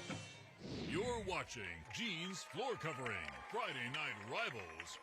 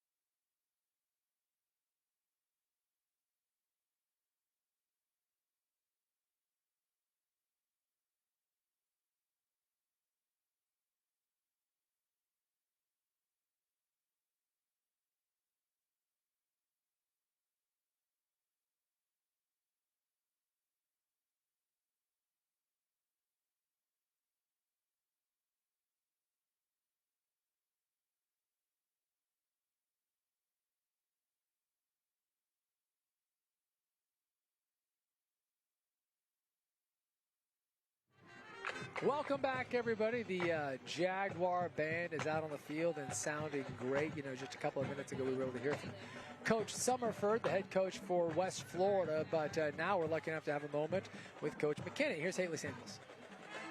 All right, guys, I'm here with PHS's head coach, Wade McKinney. Now, Coach, what have you seen from your players so far tonight? They're fighting out there. They're fighting. We're young, and they're fighting, so they're giving good effort. So that's all I can ask for. We just need to come out here in the second half and, finish the deal. Fight for 4 quarters, see if we can win this thing. Now, what needs to happen for your players to take the lead in this next half? We got to play solid defense, got to read the guards on their pullers and everything, and, we got to take care of the football. We got to have some explosive plays out of our offense. We got it right there in the second quarter, but we're going to need a couple more. All right, Coach, best of luck to you. Thank you so much. All right, thank you. All right, guys, back to you. Thank you, Haley, and certainly thanks to Coach as well. So as you can see, the band is still on the field. We're real close, but we're not quite there. Jeff, I know you've been tracking some other scores for us tonight. What else is going on? Yeah, our Closets by Design School Spirit sponsor right there. Well, we've got scores around the area. Look, we've got one more week next week, and then it's playoffs. Yep. This is crunch time for a lot of people. A lot of districts are on the line. A lot of things going on, and we'll start with Niceville. How about this? We had them early on in the year against Choctaw. Choctaw dismantled them, and Niceville was just in shambles. Like, everybody looking around. We're not used to this. They had 3 losses already. Like, what is going on? Well, they're at home against the Milton Panthers. Milton pretty darn good this year, by the way. Kind of completely revamping that program. Right now, Niceville 21, Milton 7, starting the third quarter. Okay. Something that has been the same all year long has been the Pace Patriots. They are up 34-7 at home against Navarre. No surprise there. Choctaw, talking about them. They've been awesome. It's a big rivalry game. We did this game a couple years ago, Choctaw at Fort Walton Beach. Well, it's Choctaw 27, Fort Walton Beach 3 at half right now. Another halftime score for you, Crestview. I think Crestview's been the hottest team, as of late. They have absolutely, from that, when we had them earlier in the year, they have just absolutely taken off. They're up 24-6 at half at home against Tate. We do not have, this is, the winner goes to the playoffs for district right here. It's a district battle, Escambia and Pine Forest. I do not have a score for it. I'm trying to find one. Holy cow, absolutely wild. So, interested, if I get that score, I will tell you. But the winner of that game secures a spot in the playoffs. Huge. A lot of everything on the line right there. Washington up big at Destin. And Northview, how about this finally? My Northview Chiefs. They're up 47-0 at half against Central Hayneville. But the question is, do you trust them in the second half? Because from what I hear, That's enough. Hayneville is a strong second-half team. Hello, where you're getting your Hayneville information from. By the way, I will say this for Derek Diamond. Jay up 30-6 on the road at Weehawken. So wait a minute, is Catholic up? I don't have that score. Okay, because if so, we've got your alma mater, Derek's alma mater, and mine, if Catholic can win, all up. I don't know that all three would ever won on the same night. You know. Well, let's hope. That'd be amazing. Meanwhile, Jeff, we were, as we always are, fed by our friends at Fusakli's, and I had one of those lovely chicken fingers before the game tonight. Ooh, we tasted that famous jalapeno ranch. Look, first off, it's football season, okay? Our crew gets here extremely early. They leave extremely late. Getting all this. We get the easy job showing up and calling the game. Fusakli's feeds our crew each and every day. It's football season, tailgate season. No matter if you're going to UWF, you're watching football games at the house, whatever it is, go get you a sack of tenders out there. Go get the crinkle cut fries, the coleslaw, the toast. He's got some room outside here. This is how you start a second half. Give him some Fusakli's. No kidding. That's Josh Quiles, who has a heck of a return and a great start. So, but again, like, they feed our crew each and every week. So listen, if you're from around here, you know Fusakli's. If you don't, shame on you. Ask your buddy. I guarantee you they know. Go out there, get some Fusakli's. It's still open right now. It'll be open tomorrow. I promise you, you'll be alive for the party. Let them know the Friday Night Rivals crew sent you. But appreciate Fusakli's all year long. Oh, man. Keeping us fed. Always appreciate him, but tonight more than most. Had a nice tender there right before the games. Like, that's how you start a game. Perhaps a new tradition. Better drink that jalapeno ranch on the side. All right, 1st and 10 after a great return, and PHS will start on the West Florida side of the field. That's just what they're looking for, and they want to throw. No surprise, they had great success. But the West Florida D says, hold on, boy. And refusing to go down, and Javon Carlisle makes a huge play. A flag comes in. We'll see what the penalty is. It's going to be a hold against PHS. My guess is declined because this loss is going to be more than that hold. I think they were trying to it was the young man that came back. They're trying to peel the defender off a fountain. He's going to get called for the hold. So will that be a spot foul on top of the loss? Believe so. We'll see. Huge play there for West Florida. And by the way, Jeff, it is worth noting that PHS wanted to throw right away. That's not surprising given that they found some success late in the second quarter. And now we're coming back. So I'm confused here because it was a loss, and then the penalty they said was against PHS, but they put this ball, now they're counting off. Okay. Referee going to tell us exactly. During the run back by the running back, 10-yard penalty, 1st down. So we'll replay 1st down. Yeah, so we don't know who it's called on, but there you go. We're getting it tonight. Yeah, getting the numbers. Watch this. He's going to come in. He's just going to try to peel him off, and you can't wrap around him. That's holding. That's an easy call. I mean, the loss was so big anyway. Huge play there for West Florida. Remember that PHS was on the West Florida side, and now these refs want to talk about it some more. I'm not sure they're pleased with the spot. This crew has had a hard time tonight getting things figured out. They've had to re-huddle 2 or 3 times to make sure everyone's on the same page. Oh, boy. Yeah, only 19 seconds in here to the 3rd quarter. We've got some confusion down there. All right. Well, one ref is going away. We're left with 4. Yeah, he's like, I'm out. I don't want to talk about this anymore. I'm going to talk to Coach. I'll let him know what's going on. Somebody come tell us what's going on. Man. So West Florida is wanting to do it as a spot foul. That's what it should be. Yeah. That's what they're confused about, and that's what I was confused about. The loss from the sack was going to be more than 10 yards. Right. I would be frustrated as well. You see Coach Summerford. Yeah, Coach is like, come on, guys. I mean, they should be about the 15, maybe the 25, 20. Yeah. I mean, because he was way on back there. Well, that's what I'm saying. It didn't make sense to take a 10-yard loss from the line of scrimmage, and you knew that's not what Coach wanted to do. So they're still chatting about it, though. There is not yet an answer to exactly where this ball is going to be placed. Currently, it's 10 yards from where the original line of scrimmage was. That's where it stands at this moment. We get our Reesburg Institute hearing huddle right here. I wish we could hear them right now. Look, right there. That's where we need it. Yeah, let me hear that. I want to hear what's going on. Coach Summerford saying this. He's right. I mean, this was a big. Yeah, there you go. And they're beside themselves. That just doesn't make any sense. No, it doesn't. It's like it incentivizes the hold, you know, because the hold is a lot less of a loss. And Summerford needs to be careful here. Oh, but he is so frustrated. And he knows he's in a dogfight tonight. This is not a gimme. It's a three-point game. There's a lot on the line tonight. Yeah. He's still livid over there. They're going to leave it as is. Yeah, they're not moving it. We've already made the call. Holding against the offense, declined, second down at the 38. So they're gonna take the sack. So they took the sack, which of course that's what we've been saying for 3 minutes. Than what they were gonna mark off. Yes, it was always way more. Oh boy. So now they keep it on the ground and a nice hold tackle from behind, but a good run there. Picks up about 12. And so that's a pretty good recovery off Courtney the George. Yeah, Courtney George there off the ugliness of the previous plays. He gets back out to the 48. And just aggressive running right here. Great blocking off the edge. A couple missed tackles.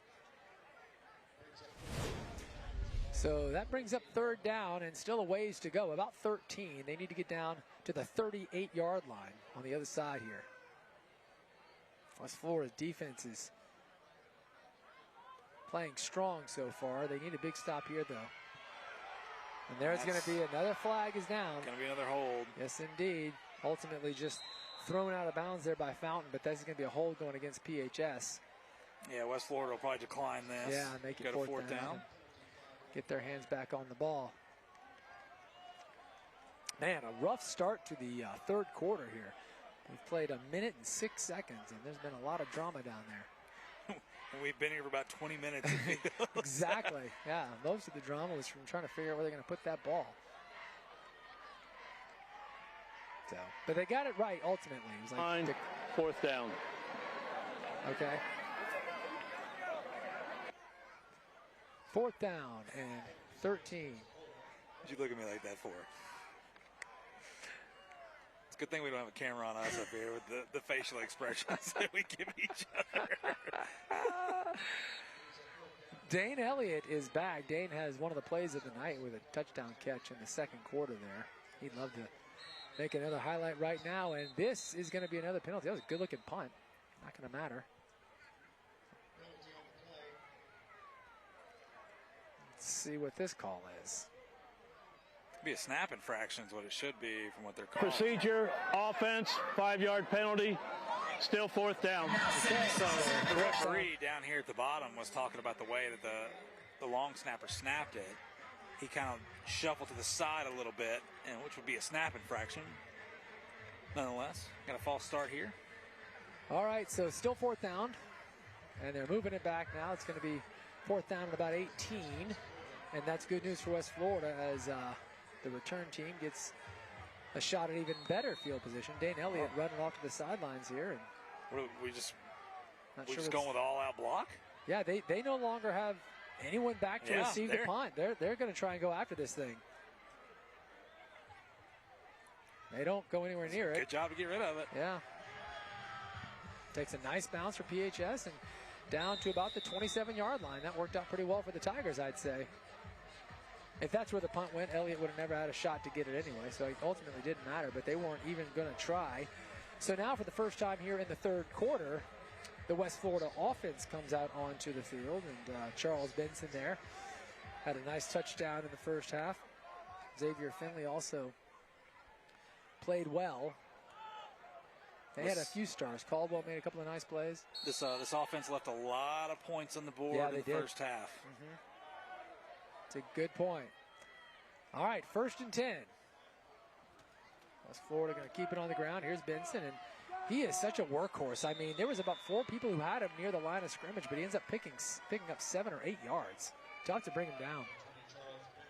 Yeah, Benson's tough. I like this kid. Boy, I like the way he runs the football. Nothing fancy about it. Get downhill, break some tackles. Good luck trying to solo tackle this young man. Yeah, it looks like that was a 9-yard gain. That'll make it 2nd down and short. Now, We've seen them go over the top for a big play on 2nd and short already tonight. We'll see if Coach Summerford wants to give that a go again.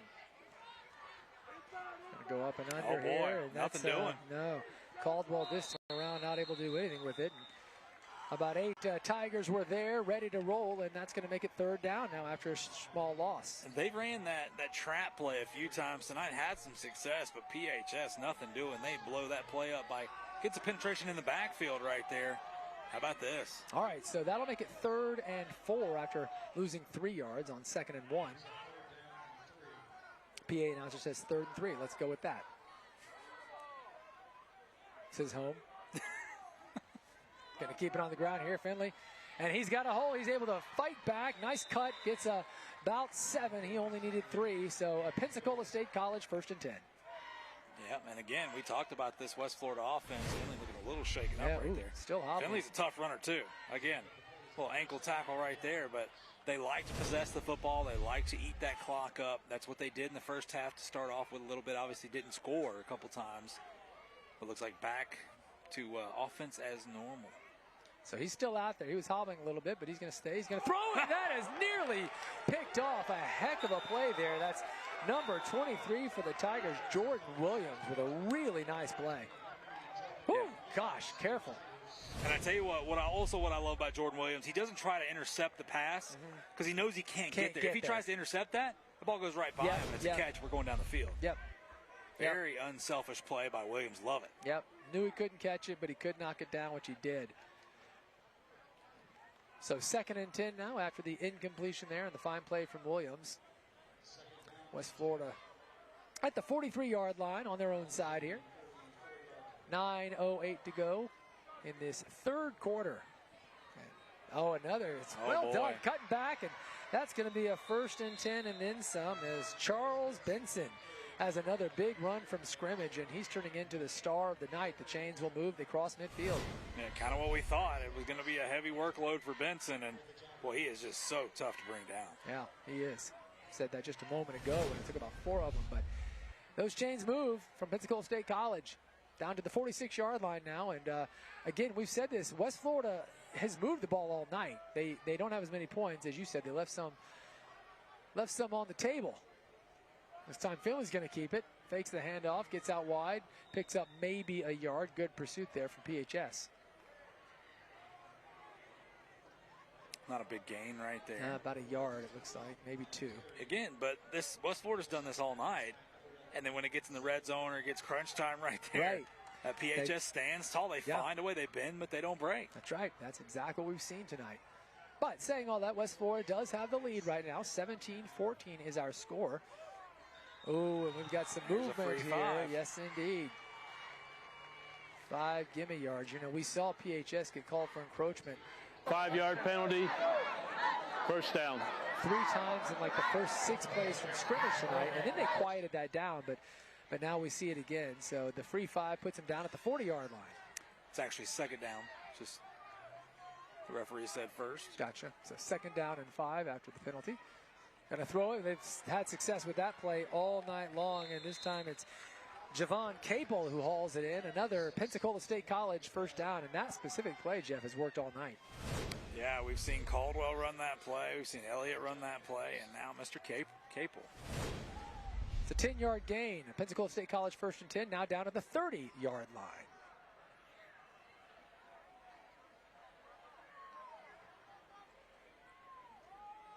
Here comes Benson, who this time around is stopped after maybe a yard. Jeff, one thing he does so well is wait for his blockers. I've noticed that all night long. He doesn't rush into anything. Yeah, he doesn't predetermine where he's going to go, which is so hard for guys.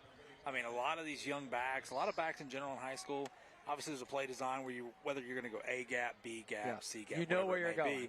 You're just going to run it, and you'll run into the back of your own guy, or that's how you get tackled for a loss, because if you would have cut it inside, outside, well, I'll tell you what, Benson's special back. Yeah, he is. Picks up a couple there, 2nd down and 8.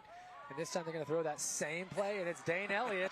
And he's got another Pensacola State College 1st and 10 as he's down to the 16-yard line. And that play just works all night. Boy, PHS just needs to drop a backer in there as a spy. Yeah. Almost like a zone coverage right there. Just they'd eat this play alive, but they will not put anybody right there. Great throw. I mean, look, it just threads the needle. Yeah. I mean, Man, you got to get some hands on that young man. 1st and 10 at the 16-yard line, so West Florida doing what they've done all night, moving the ball. The question is, can they punch it in? They have not had as much success there, though they do have a couple of touchdowns. Finley getting the call here. Plenty of time on the play clock. It stands at 17. Inside the Synovus red zone are the Jags. Here's Benson again. There he goes, waiting, and he's got plenty of room. He's going to make it to the end zone, and he just continues his assault on PHS. Charles Benson, touchdown, Jaguars. Yeah, Charles Benson, I think wouldn't be any argument at this point in time, being our Jeans floor covering player of the game, the way things are going for him tonight.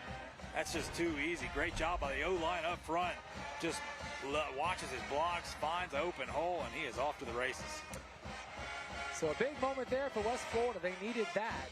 You know, PHS had garnered so much momentum late in the first half. But that ends up being an 11-play, 72-yard, very impressive drive, and now roll on for the extra point. He's had a great night. Good-looking leg there. And this one is no good. That's thanks to me. I mean, he has looked so good all night, but that one he pulls. So we're going to take a break, but not before West Florida gets a touchdown. Current score, 23-14. You're watching G's Floor Covering Friday Night Rivals.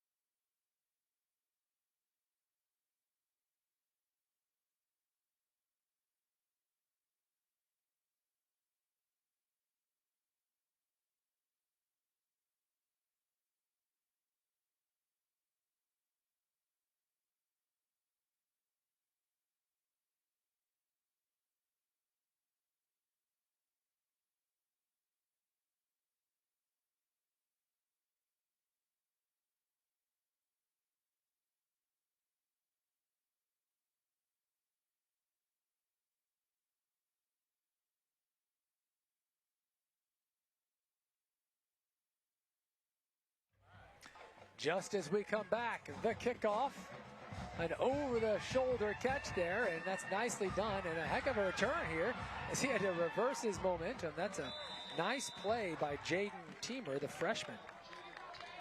Heck of a catch, too. Well, tribute to Willie Mays in the World Series with that over-the-shoulder catch. Yeah, speaking of the World Series, just check that score, and it was going into the bottom of the fifth, tied at 2 now. Okay, yeah. Look at Toronto saying not so fast, LA. LA in 5. That's what I'm going to say. I'm going to say Blue Jays get 1. I was going to say, good for you. So you think I'm not a Dodger fan at all. If you're not a Dodger fan, like, is anyone rooting for Toronto? Like, is there anybody out there, unless you happen to be a Dodger fan? Yeah. Got a feeling it's a lot of Blue Jay fans. 1st and 10 here. Oh, Fountain. Ooh, goodness. For a moment there, it looked like he had a hole, but the West Florida D able to swarm a bit. Nonetheless, a nice little gain of 4 there to start things off here for PHS. Yeah, Fountain. Boy, he's a good-looking player for these guys. I mean, does a little bit of everything, can throw it, can run it smart, gets the offense in place, gets them in order. Love the way he manages the line. The senior quarterback. 2nd down and 6 after the 4-yard gain at the 40-yard line.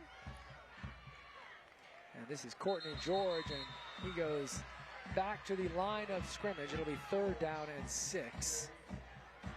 Good effort there from West Florida as we have crossed the halfway point here of the 3rd quarter. 23-14 is the score. I think, Jeff, it's a little closer than we may have anticipated. Had a lot of reason to believe West Florida was going to try and score as many points as possible tonight, and I think they were, but PHS has not let that happen. Yeah, they've definitely tried, but yeah.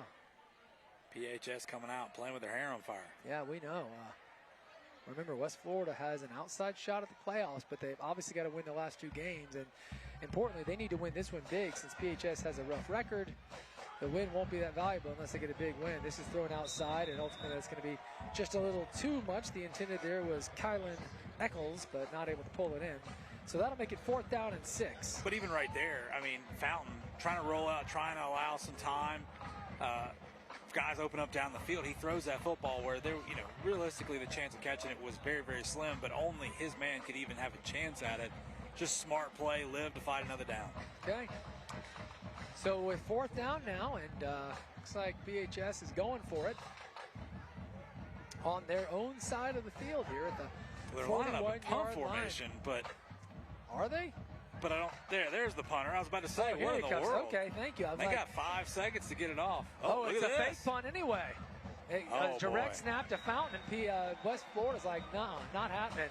It's a big loss. It's a turnover on downs, and it's going to be great field position for the Jaguars. I don't think that was by design. That's exactly what I was about to ask. Because Coach McKinney he's all over his punter right now. Well, and Jeff, even if it was by design, it doesn't work if the punter's not out there. 100% true. And he just... It very well could have been by design, but obviously your punter running out, you can't waste time just hoping he gets back there, gets set so you can run your fake. Yeah, it blew everything up. That was Connor Broussard was the punter, but he came running on at the last minute, and it just ruined everything. Meanwhile... that did come out harder than I didn't. That was so great. And Broussard run out and he just came out and ruined everything. No, I did. I know what you meant. I know. It sounded worse. I promise I didn't mean it that way. We're having a good time up here. I know. I mean, to be fair, he did. Obviously, Coach McKinney, that's the reason he's getting on him. But I wouldn't have said it like that. He is a high schooler. It's done. Not how I meant to say it. Hey, meanwhile, shocker, Benson gets the ball again. Yeah, it's back-to-back plays. He picks up 8 on 1st down, and now he picks up another 7 or 8. That's going to be a Pensacola State College 1st down. What I was saying is it ruins the ruse when you don't have the punter out there. Which is why, Jeff, I kept saying they're going for it, and you're like, this is punt formation. And I was thinking to myself, well, where's the punter then? Seems like a big part of the equation. By the way, do you have Charles Benson in your high school fantasy football lineup? I dropped him. You dropped him? I know, it's so stupid. Why would I do that? That's crazy. I know, I should have started him. You're clearly playing him? Yes, of course. All right, 1st down, and Benson again with another big run. He is incredible, and that's going to be another Pensacola State College 1st and 10. All Benson so far on this drive with 4:21 to go here in the 3rd quarter. And that's going to make it 1st and goal for West Florida. Yeah, but shout out that offensive line. Again, those big buffet busters up front. I mean, Benson's running tough, but he's also not getting hit by until he gets to a linebacker, a safety, somebody like that. Yeah. So this time, flag comes down. So get the call here.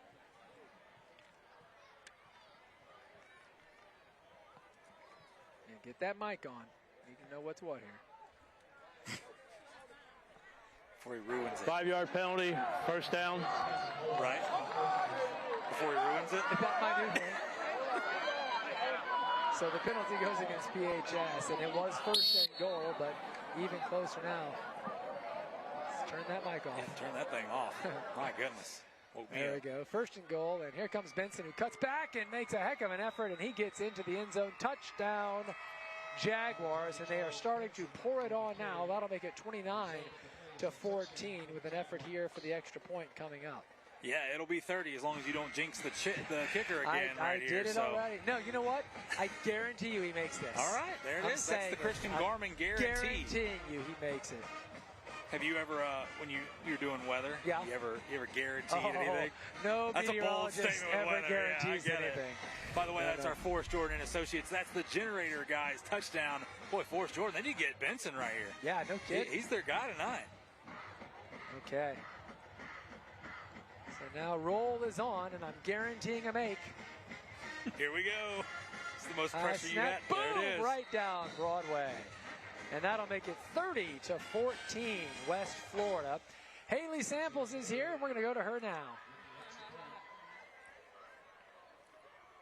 Not only is there a rivalry down here on the field, but it's also the battle of the concession stands. As you can see, there's one on each side of the field here. There's one that raises money exclusively for the football team, and the one over here that you're looking at now raises money for the band. And I had the chance to speak with some of the volunteers over here on the football side, and they said on any given night they raise between $1,500 to $1,800, and tonight they actually sold out of quite a few items pretty quick, so it's a pretty strong finish to the season, guys. Awesome. Thanks, Haley. That's interesting to have two concession stands competing with one another. You know, I like it. The game within the game. Hey, it's how you learn to compete. It starts in the concession stand, works its way on the field. Yeah. Starts at a high school concession stand. And if you make the big reach, you're working at someplace like Pensacola. There you go. It's going to take some training. No, yeah, you don't just get you there. prepared. That's exactly right. Okay, 3:55 to go here in the third quarter, 30-14. West Florida's got a couple of touchdowns here in the third quarter. Short kick there, fielded, and taken out to about the 42-yard line. It's a Marion Brown. All right, so Mr. Brown sets up his team, and remember, you know, don't go anywhere. We saw 3 touchdowns in the last couple of minutes there. It's been a minute and a half. Yeah, of the first half. It was just incredible. 2 of them came from PHS. They proved they can score quickly. Had a long run from their quarterback, which was amazing. And then also the long pass as well. That was Jamarcus Fountain putting on a show to end the first half. Couple updates for you real quick. Niceville up 28-14 on Milton. Pace 34-7 over Navarre. Baker up 17-7 over Port St. Joe. And Crestview pulling away from Tate 31-6. Okay, thank you for the update. 1st and 10. Right here out on the field. And we've got a whistle. And it's a flag all the way back. Some 15 yards. Offense, 5-yard penalty. Still first down. Did you hear what it was? I missed it. Let's delay a game. Oh, it was a delay He didn't say it. Like, we didn't hear it, that's but what I the was, signal. But you saw it. Okay, I was looking at the guy who threw the flag. All right, so there you go, a delay of game. And that's 5 yards, so 1st and 15. They keep it on the ground, and a nice hole. How about and a this? whole lot of room there. He gets all 15 and about 5 more, a gain of nearly 20 there for Courtney George. Marion Brown's telling him, he's like, dog, you just ran over me. You just literally shoved me to the ground. What's up? Courtney George there. Yeah, how about that? Explosive run plays. Yeah. Been huge for PHS tonight. Look at this, just pushes him down. 18-yard carry there for George. And they're going to try it again. This time around, he'll pick up a couple. Courtney George had a few big plays tonight. You know, that was a 1st and 15, and he got 18. So that'll make this one, though, 2nd down and 8 after a couple. 3:20 to go here in the third quarter, and PHS will need to get something going here as all of a sudden they do find themselves down by 16 points. But they certainly prove they can score quickly. And they want to do it right here. They've had some success throwing the ball, and they do again. Oh, boy. Gets behind the defender there as the defender kind of overplays his hand, and the chains will move. You can see a Marion Brown with another Pensacola State College 1st and 10. Yeah, big block earlier a second ago, getting knocked down by his own guy. Well, you know what? He gets his opportunity right here. Beautiful throw by Fountain. Sure was. Great route by Brown. Okay. So PHS moving again down to the 28-yard line. They'll keep this one on the ground. It's another big hole, but there is a flag. That's going to be a pickup of about 8, but it's back all the way right around the line of scrimmage. This may well be a hold. We'll see what the call is. Might be coming back. Yeah, it's going to be a hold. Yeah. There's your call. 10-yard penalty from the previous spot. Still 2nd down. All right, so that negates an 8-yard run and a little bit of momentum, too, as all of a sudden that 10-yard penalty sets them way back, and it's going to be 1st and about 20. You saw number 61 right there. Kendarius Hayes tap himself saying, that one's on me. Love the honesty by the young man, taking responsibility for it. Yep. Keeping it on the ground, and here comes Courtney George again. Oh, my goodness. Is hit, and that's going to be a flag is thrown there. Ashton Caldwell, I think, going to get called for a hit here. So they needed a lot of yards, and they may get a lot of them from an unnecessary roughness, perhaps. I was about to say we got ourselves our school bus stop of the game presented by NHTSA. But ball, personal foul, unnecessary roughness against the defense, 15-yard penalty, 1st down. Man, maybe we'll get a chance to see that. Yeah, here we go. I didn't see anything, I'm with but you. Well, I don't know. Doesn't seem like a penalty to me. All right, so here we go. Gonna throw for it here, but he's in trouble. Oh my goodness. That West Florida D just continues to swarm. And that's going to be another loss. So after the free 15 yards, they go backwards. Yeah, again, we've seen West Florida. They do this. They give up some yards, and then just like PHS, they bend but they don't break. Well, PHS is kind of breaking right now, but West Florida, they are fighting tooth and nail. Second down now and 12 after the loss. That West Florida band right now. Getting after it. Yeah, sounding good. Keeping that on the ground right at the Look middle. at this. Heck of an effort. Ends up getting to about the 25-yard line. That's going to make it third down and about 7 here for the Tigers. Third and 7, but it is 4-down territory. Yeah, for sure. So you got 2 plays right here. Find a way to move the sticks. We are getting late in the third quarter, and by definition, late in the game here. PHS down by 16.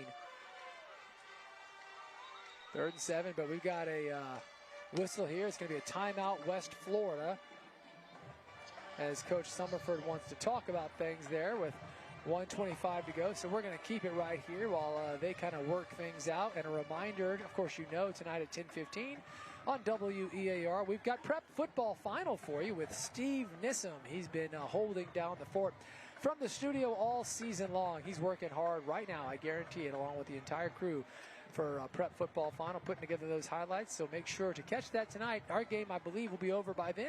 You'll have plenty of time to catch the news with Bob Salarski, and then just hang tight till 10:15. Couple quick scores. Choctaw 42-3 over Fort Walton Beach in the third quarter right now. Jay still 30-6 right now, starting the third quarter. And Christian, we talked about it next week. Yeah. Final game of the year. That's right. Look, by the way, beautiful weather out here. We're on the roof tonight. We're on it's the awesome. roof. It's so cool. But Pensacola Catholic hosting the Fighting Christian Garmins. That's unofficial, by the way. That's what I call them. Against Delhi out of Louisiana. It's going to be a lot of fun to see Coach Clayton's team. We saw them the opening week of the season. Get to see them the final week of the season, kind of before and after. They have been hot as fire. It's a Halloween special 1 week from tonight. Meanwhile, a very nice effort there on third down for George. I'm not sure that he got the first. It's going to be real close.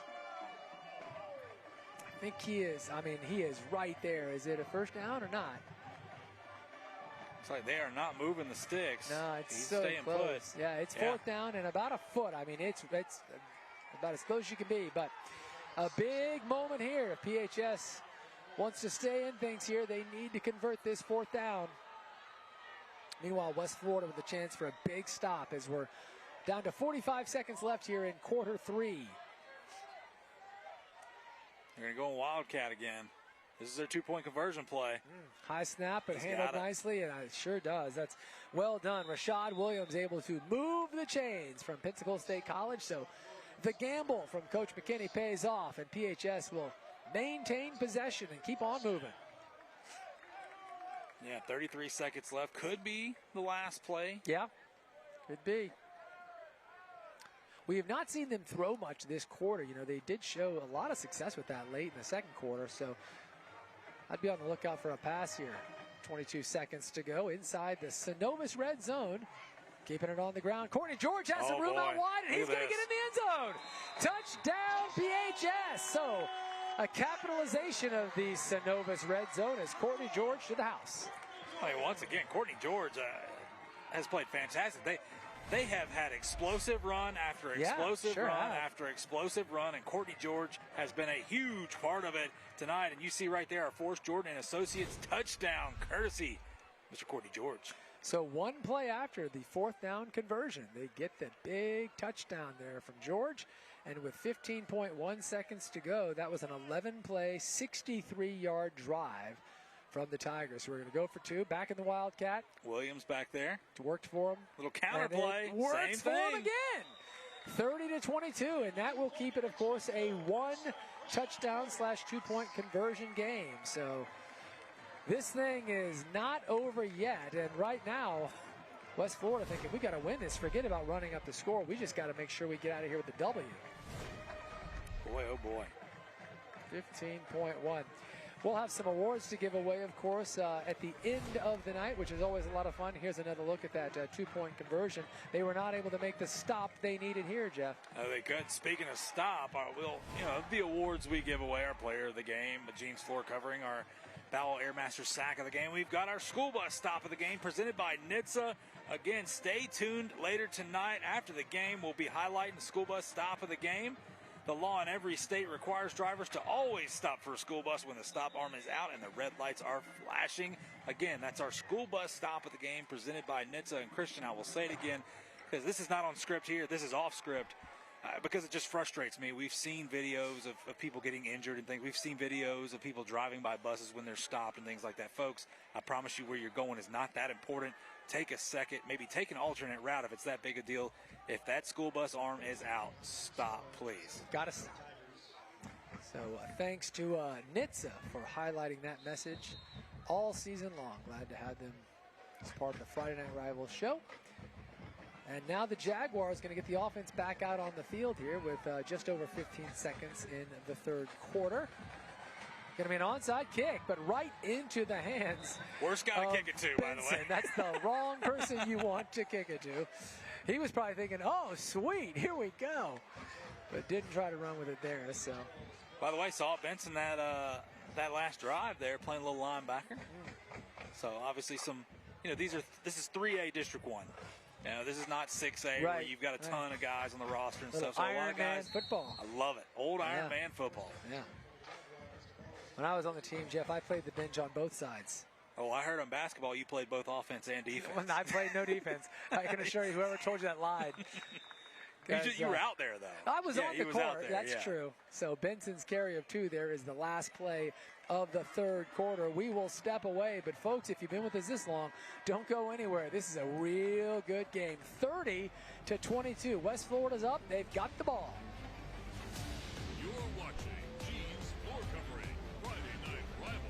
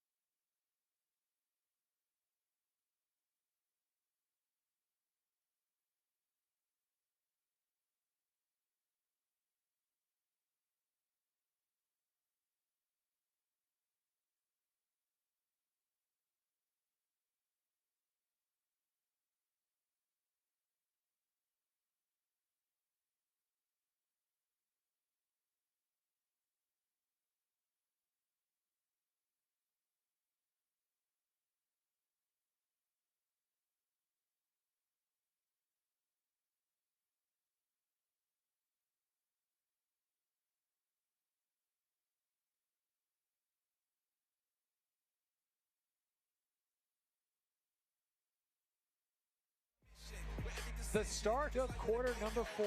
You see the situation. West Florida up 30-22. They've got the ball. They have a second down and 8 at the 48-yard line on the PHS side. Uh-oh, a busted play. Trouble right away here, but a heck of an effort there. Wow, that is really well done by Finley, who was, as you said, in trouble with the busted play. Ends up picking up about 7, going to make it 3rd and short. About that, I mean, not bad for a busted play where all seems lost. Yeah. Finley kind of laughing it off. Like to see that from your quarterback. Yeah, worked in for a nice little game there. Like I said, 3rd and a couple there. Real trouble here, but actually, I think Jamarcus Kitt ruined the play. It wasn't a busted play. Just didn't expect Kitt to be in his face so fast. Here comes Benson, and he's got another big hole, and he is going to be tough to bring down from here. And he's still trying to get down, but they do get him down. Inside the Synovus red zone we go, and Noah Jones ultimately makes the tackle. There is a flag, though, all the way back at the 41-yard line, and Coach McKinney is saying that's coming back. Oh, there's a late flag. Oh yeah, way down by the goal line where the play ended. So we got a couple of things working here. This may take an hour. Unnecessary roughness on the offense. 15-yard penalty. It'll still be third down. So we also have the other flag. Yeah. So an unnecessary roughness, though, goes against West Florida, coming off a huge play there. Here's another That look. was back behind the line. There's a flag that comes out about 15 seconds after this tackle. Way down there, right. It's still, by the way, that flag, the referee's standing by it. It's still on the ground. He is guarding that flag. Yeah, he has not picked it up.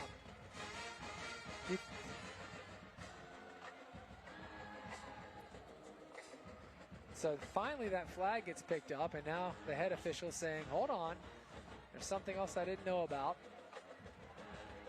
All we know right now is there's a 15-yard penalty against West Florida, but we don't know what this one is. This might be another 15. One of the coaches from West Florida may have said something here from where he threw it. If so, it's 30 yards all told. We'll get there. Yeah. Take your time. Man, look at all this. Everyone's picking up a flag. All right. All right, here we go. We have an additional foul. The first foul is a personal foul, unnecessary roughness on the offense. That's a 15-yard penalty from the previous spot. Then we have a dead ball, unsportsmanlike conduct on the offense, and that's a dead ball, so that's an additional 15 yards. Wow. So 30 yards worth of penalties on that play, on a play where Benson ran down to a first and goal situation, had it at the 5-yard line, but instead West Florida is now back at the 32. So Jeff, they were at the 5, they thought, and now instead they're on their own 32. Maybe the biggest drop we've ever seen. Derek, why don't you tell me how long that is? Wait to see. That's third and a long way. Derek Diamond, his computer's on fire. He's trying to figure it out here. Nice effort here. Got it. Oh, it's well nice done. step back. And a great step back and a big play. And he's going to have all of it. First down immediately. That was Tyree Caldwell, who's listed his position as athlete. And I agree. Yeah. What a play. That's putting it lightly. Yeah. Athlete. Woo. Mr. Caldwell. Heck of a play from Finley there, too. Yeah, nice Finley moving around in the pocket, buying some time. Look, evade the rush. I mean, this is the thing. This is so hard to find quarterbacks. The entire time he's moving around that pocket, his eyes are downfield. He's not looking to run. He's looking to see where he's going to get open, and boom, there it was. Comes Benson again. Oh, the ball's out, and it is picked up by PHS. So West Florida's offense turns it over, and we've seen that a few times tonight, and now the Tigers are going to get out here, and this crowd comes alive.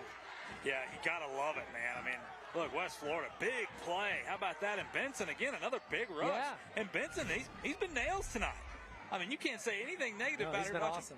And just tries to swap the ball right there, bring it in, and punches it out. Man, oh, man, great job by this PHS opportunistic defense tonight. And because their last couple of touchdowns, they went for 2 and converted. It's an 8-point game. So, of course, a touchdown and another 2-pointer would tie this thing at 30. By the way, look, Bay won the district. Yep. They beat both these teams. This is a district, or 3A District 1 matchup. Right. You know, West Florida obviously has some stuff on the line, but realistically, it's a long shot. You think this game don't mean something to PHS right now? Sure does. Sure does. George tripped up. Yeah. He didn't have a huge hole anyway, but he does trip over himself. Courtney George there, the senior running back, had a big night himself. Yeah, he's had a heck of a night. Yeah, picks up about a yard despite the fact that he fell. 2nd and 9 at the 25-yard line. 10:25 to go here. 4th quarter. Live from Pensacola High School at the mouth of downtown Pensacola. Here comes George again. And this time he picks up another 4. That'll make it 3rd down and about 5. Man, I know they've given up 30 points tonight, but that's 3 turnovers. Yeah. The PHS defense is caused. We'll talk about it in the open. They got to get some turnovers, get some stops. And they've done a good job tonight. Yeah, they have. This game is still very much in question, that's for sure.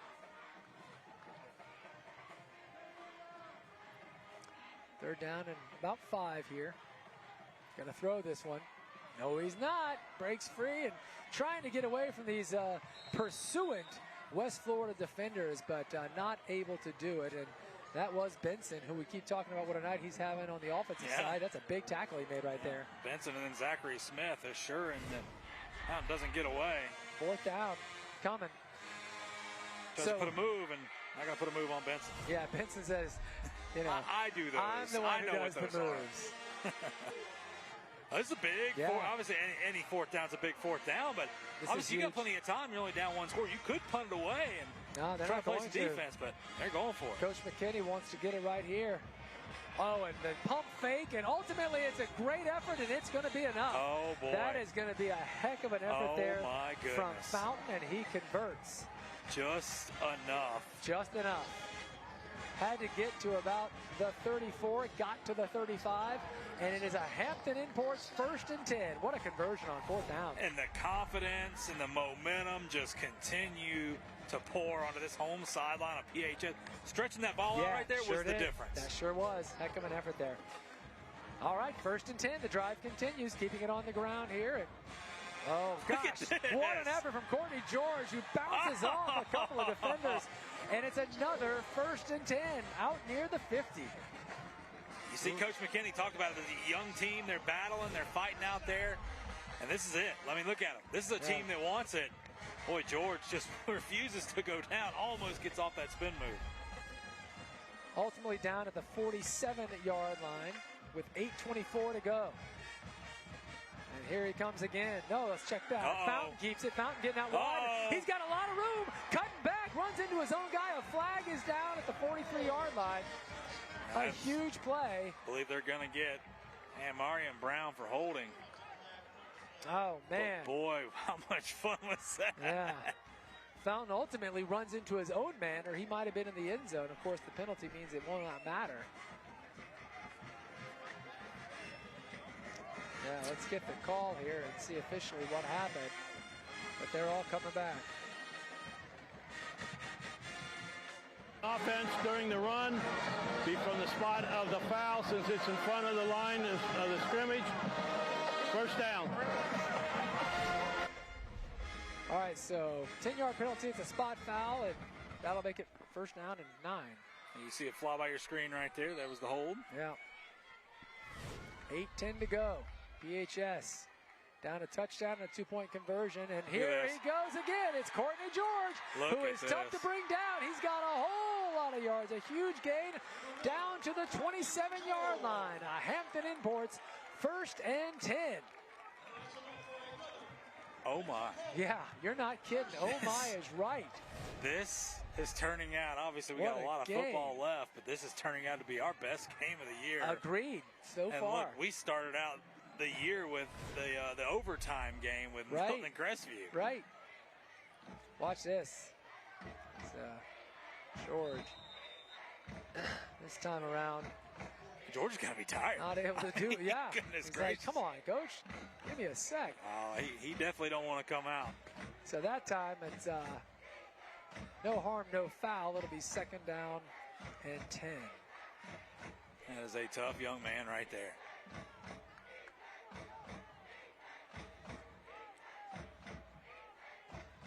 Because Fountain going to throw it this time. He's got some time using his legs to buy a little more. Ultimately had his man, so close. but yeah, just outside the reach of Amarion Brown. That'll make it 3rd down and 10. Again, 4-down territory. For sure. I mean, it was 4-down territory deep in their own territory. Great job, the offensive line. Buying Fountain some time. Fountain buys some more time. He's back there forever. Yeah. And credit that West Florida secondary holding up as long as that's a long time to cover somebody, by the way. Yeah. He about had him. All right, so 3rd down and 10. PHS at the 28-yard line of West Florida, down 8. Keeping it on the ground, it's Courtney George, and he's got the 1st down and then some. He is all the way down to the 11-yard line. It'll be 1st and 10, I think, at the 11, inside the Synovus red zone. Hampton Imports 1st and 10. Hey, no need to talk about 4-down territory right now. Not yet. Big 3rd down. And look, George again, my goodness. I mean, talk about an Iron Man. Yeah, he's incredible. That was 18 more yards, and it is first and goal. He did get just to the 10, so it's first and goal. And this time around, his shoestring is hit, but he's still not trying to go down. Ultimately, they're just pushing him down, saying, get down. Oh, boy, don't like that. Yeah, taking a moment to get up, but kind of rolling that knee a little bit. Seems like he's okay. Kind of spun around on it. He picks up about a yard, maybe two, second down and goal. There's another look. Boy, just refuses. Yeah. Benson trying to drag him right there. You see that knee kind of bend up awkwardly. Oof. This is the 12th play of this impressive drive from PHS. And Fountain looking to throw, and he will throw. Careful now. And we're going to have, yes indeed, flags flying in from everywhere as a couple of Jaguars ran into the intended receiver, Jordan Williams. That's tough. Chris Oliver out there. Chris Oliver played it perfectly. Just interference on the defense.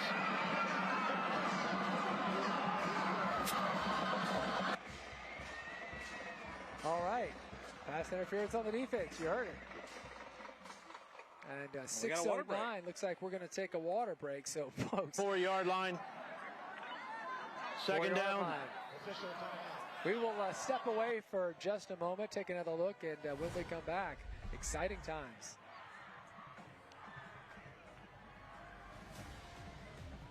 You're watching Gene's Floor Covering, Friday Night Rivals.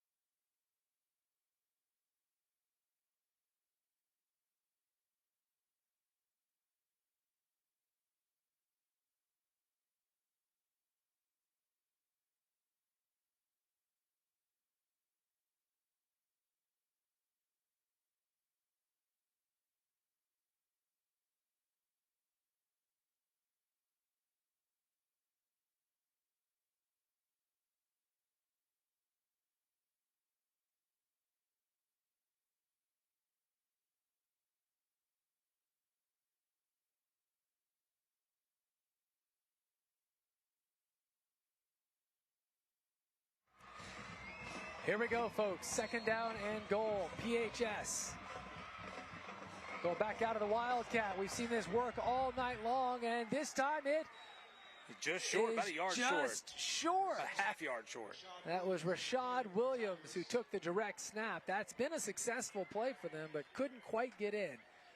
Third and goal. Yeah, they've been able to run this counter out of the Wildcat a few times. This time, West Florida, they are sitting there waiting on it. Forced him back inside, about a half yard short. All right, third and goal, and yeah, they're down at the one. Remember, folks, with 5:35 to go, if they get in, they're going to have to go for two to try and tie this thing up.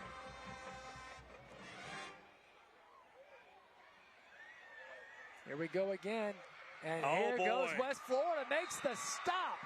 All by his lonesome there. He's done it all night long. Charles Benson, baby. What a night for Benson. And that's going to make it fourth down. And now 4th and 5. Yeah, PHS is going to call a timeout and talk about this one. For sure. Boy, what a big play. The running back. Look at him. Benson's fired up. He should be. I mean, on both sides of the ball tonight, he has been incredible. And like you said, Coach McKinney wants to chat about this one. A huge play coming up. 4th and goal. Looks like right at the 5-yard line will be the situation. We'll step away for a quick break, man. Don't go anywhere. Biggest play of the game when we come back. You're watching Gene's Floor Covering, Friday Night Rivals.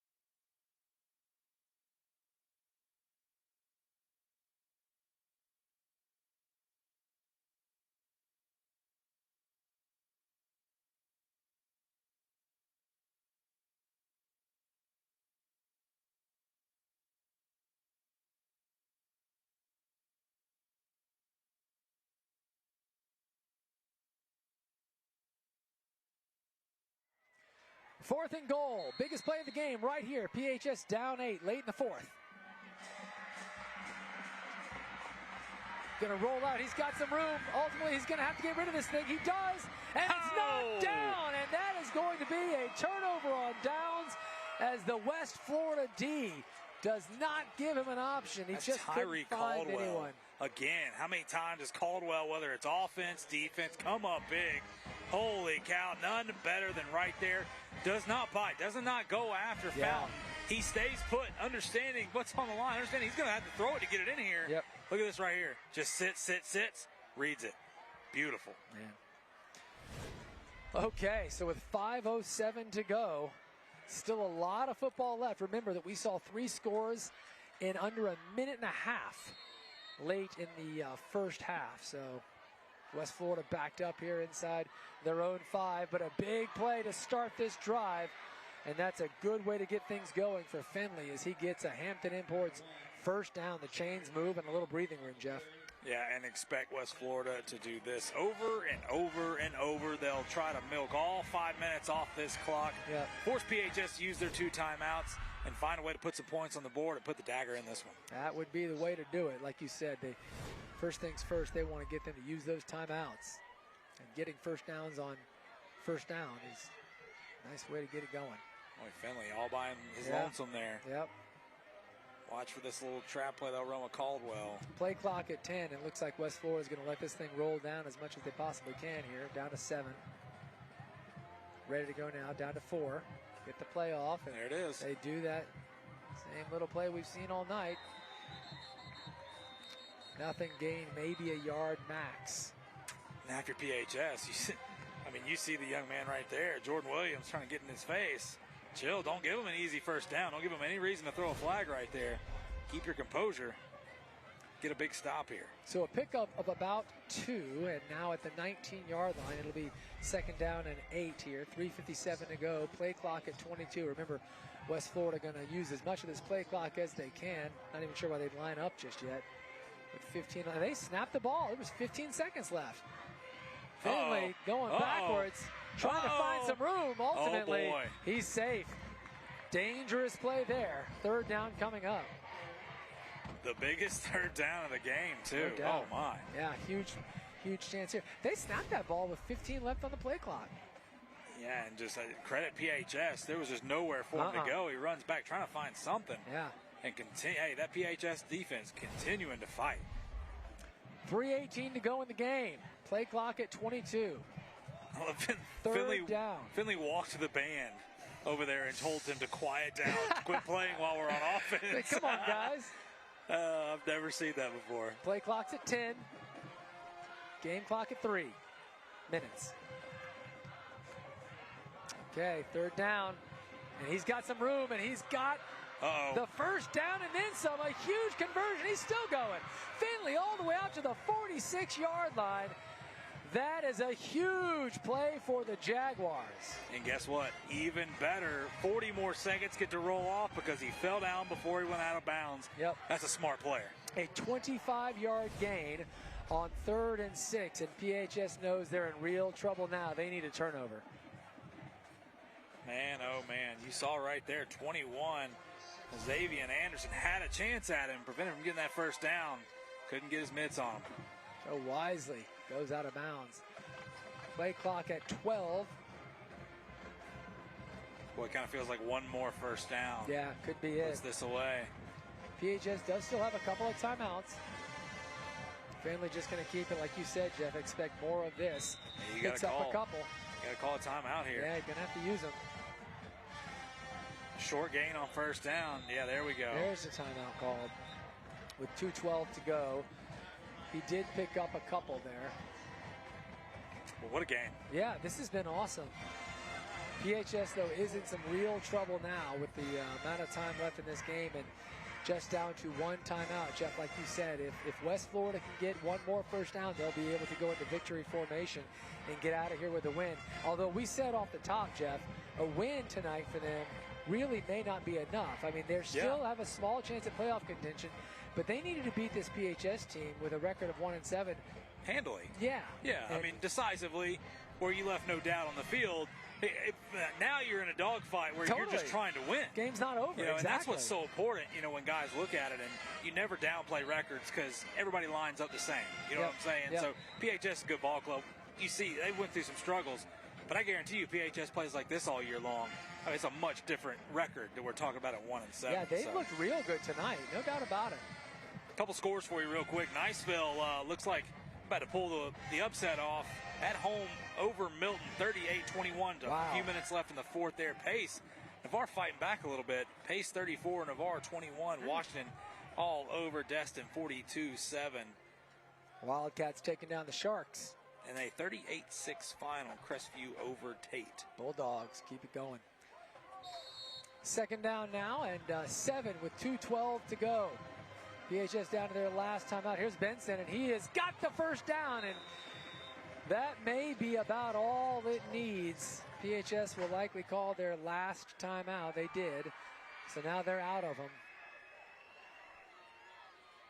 And Benson there, who has been so impressive all night long, does a great job there of picking up about 11.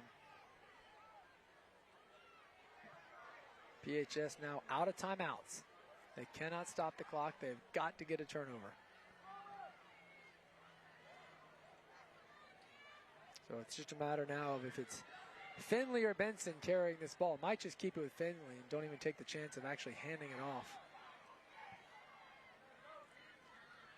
They will give it to Benson, and he is stopped pretty quickly there. Might have gotten a yard.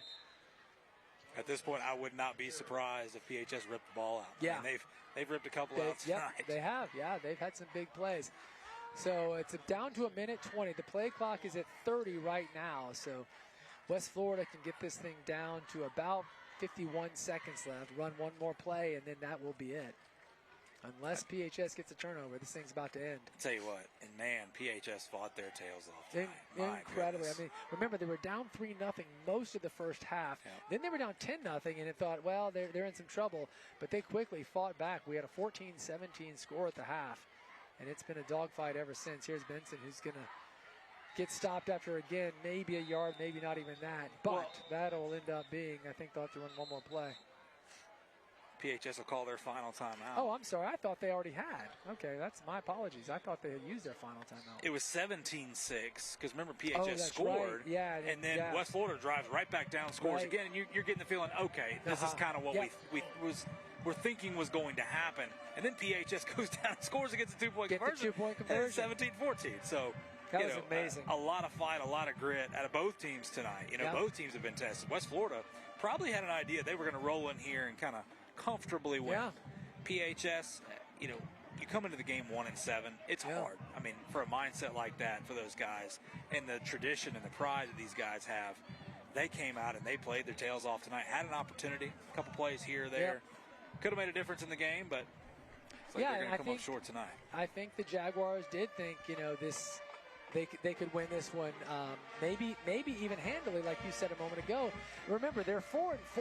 Their last two games, they lost in overtime 2 weeks ago. Last week, they had a lead midway through the fourth. They end up losing. So they're real close to 6-4. Right. I know they feel good about themselves, but this has been a tough one tonight. Nonetheless, they're in real good shape to finish it off and get the win they need here, and that's going to be a Finley trying to get just enough. He gets it to about the 33-yard line, which is almost exactly what he needed to get the first down. And if he got that, it's I don't done. know if anything, if they take the snap, he could just run it then drop back, because the play clock and game clock are almost exactly the same. About 2 seconds difference.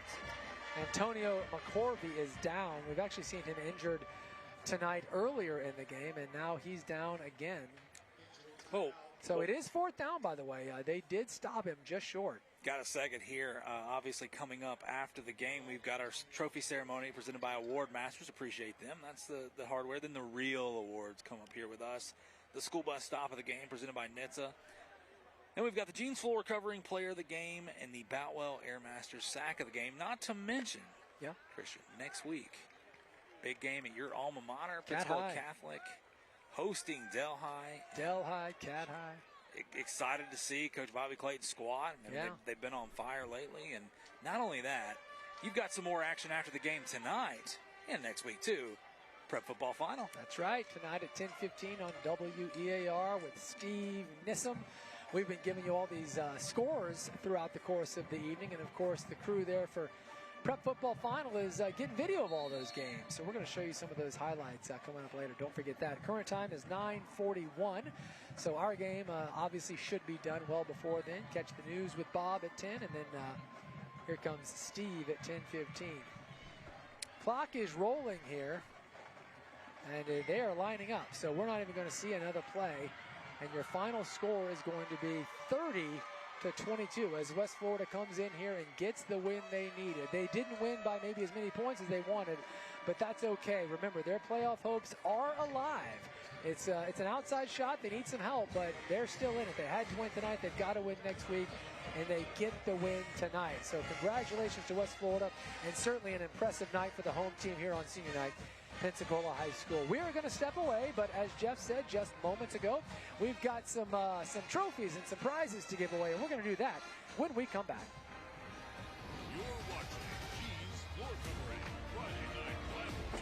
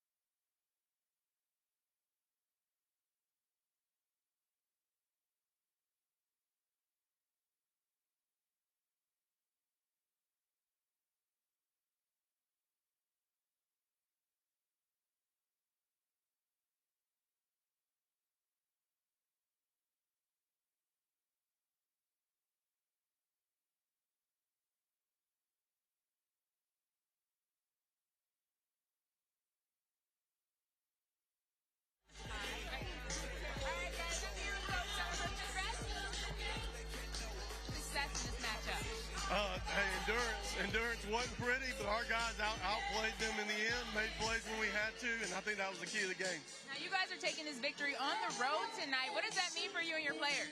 Well, it means we get to get hardware back to West Florida. That's the main thing. All right, well, we want to kick off. Oh, get out of there, Haley.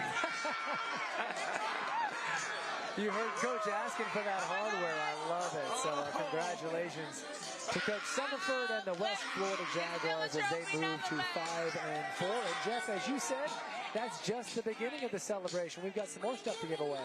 Yeah, you know what? Well, we got 3 things to give away. We'll start with the most important, it seems like. The school bus stop of the game presented by NHTSA.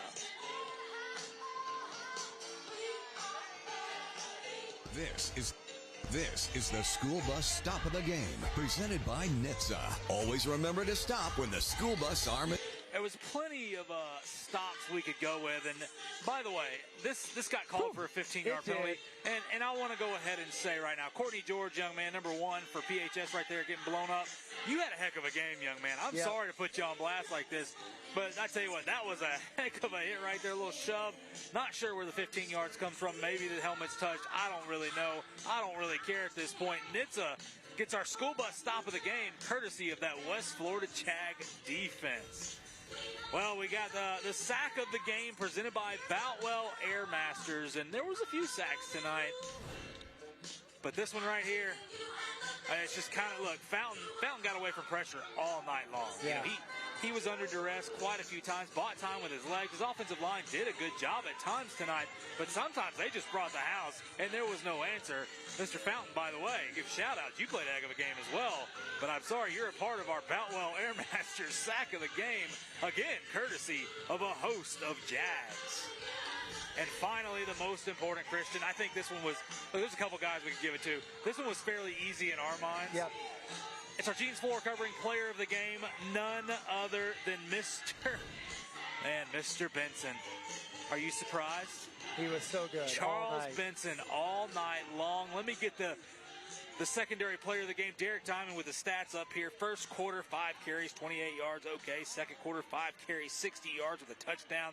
Third quarter, he took off 9 carries, 70 yards, 2 touchdowns. And fourth quarter, just milking it out, 3 carries, 21 yards. Folks, that's 22 carries, 179 yards, 3 touchdowns for 8.1 yards per carry. And by the way, made 2 or 3 huge plays on defense. And played some big plays, got some big stops on defense. Boy, oh boy, Mr. Charles Benson is our Jeans floor covering player of the game. And look at this defense. I mean, the young man's playing linebacker while he's carrying the ball 22 times for 179 yards. He just does it all. I guarantee he fills the water cooler up, gets the boys on the bus, and gets everybody home safely at night.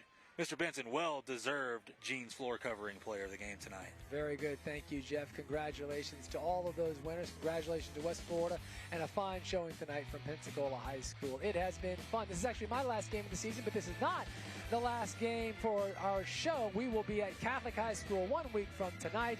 That's a 7:30 start. It's a Halloween special, so hopefully you can catch us then. For Jeff Price and Haley Samples and Derek Diamond and the entire Friday Night Rivals crew, I'm Christian Garman. This has been a pleasure.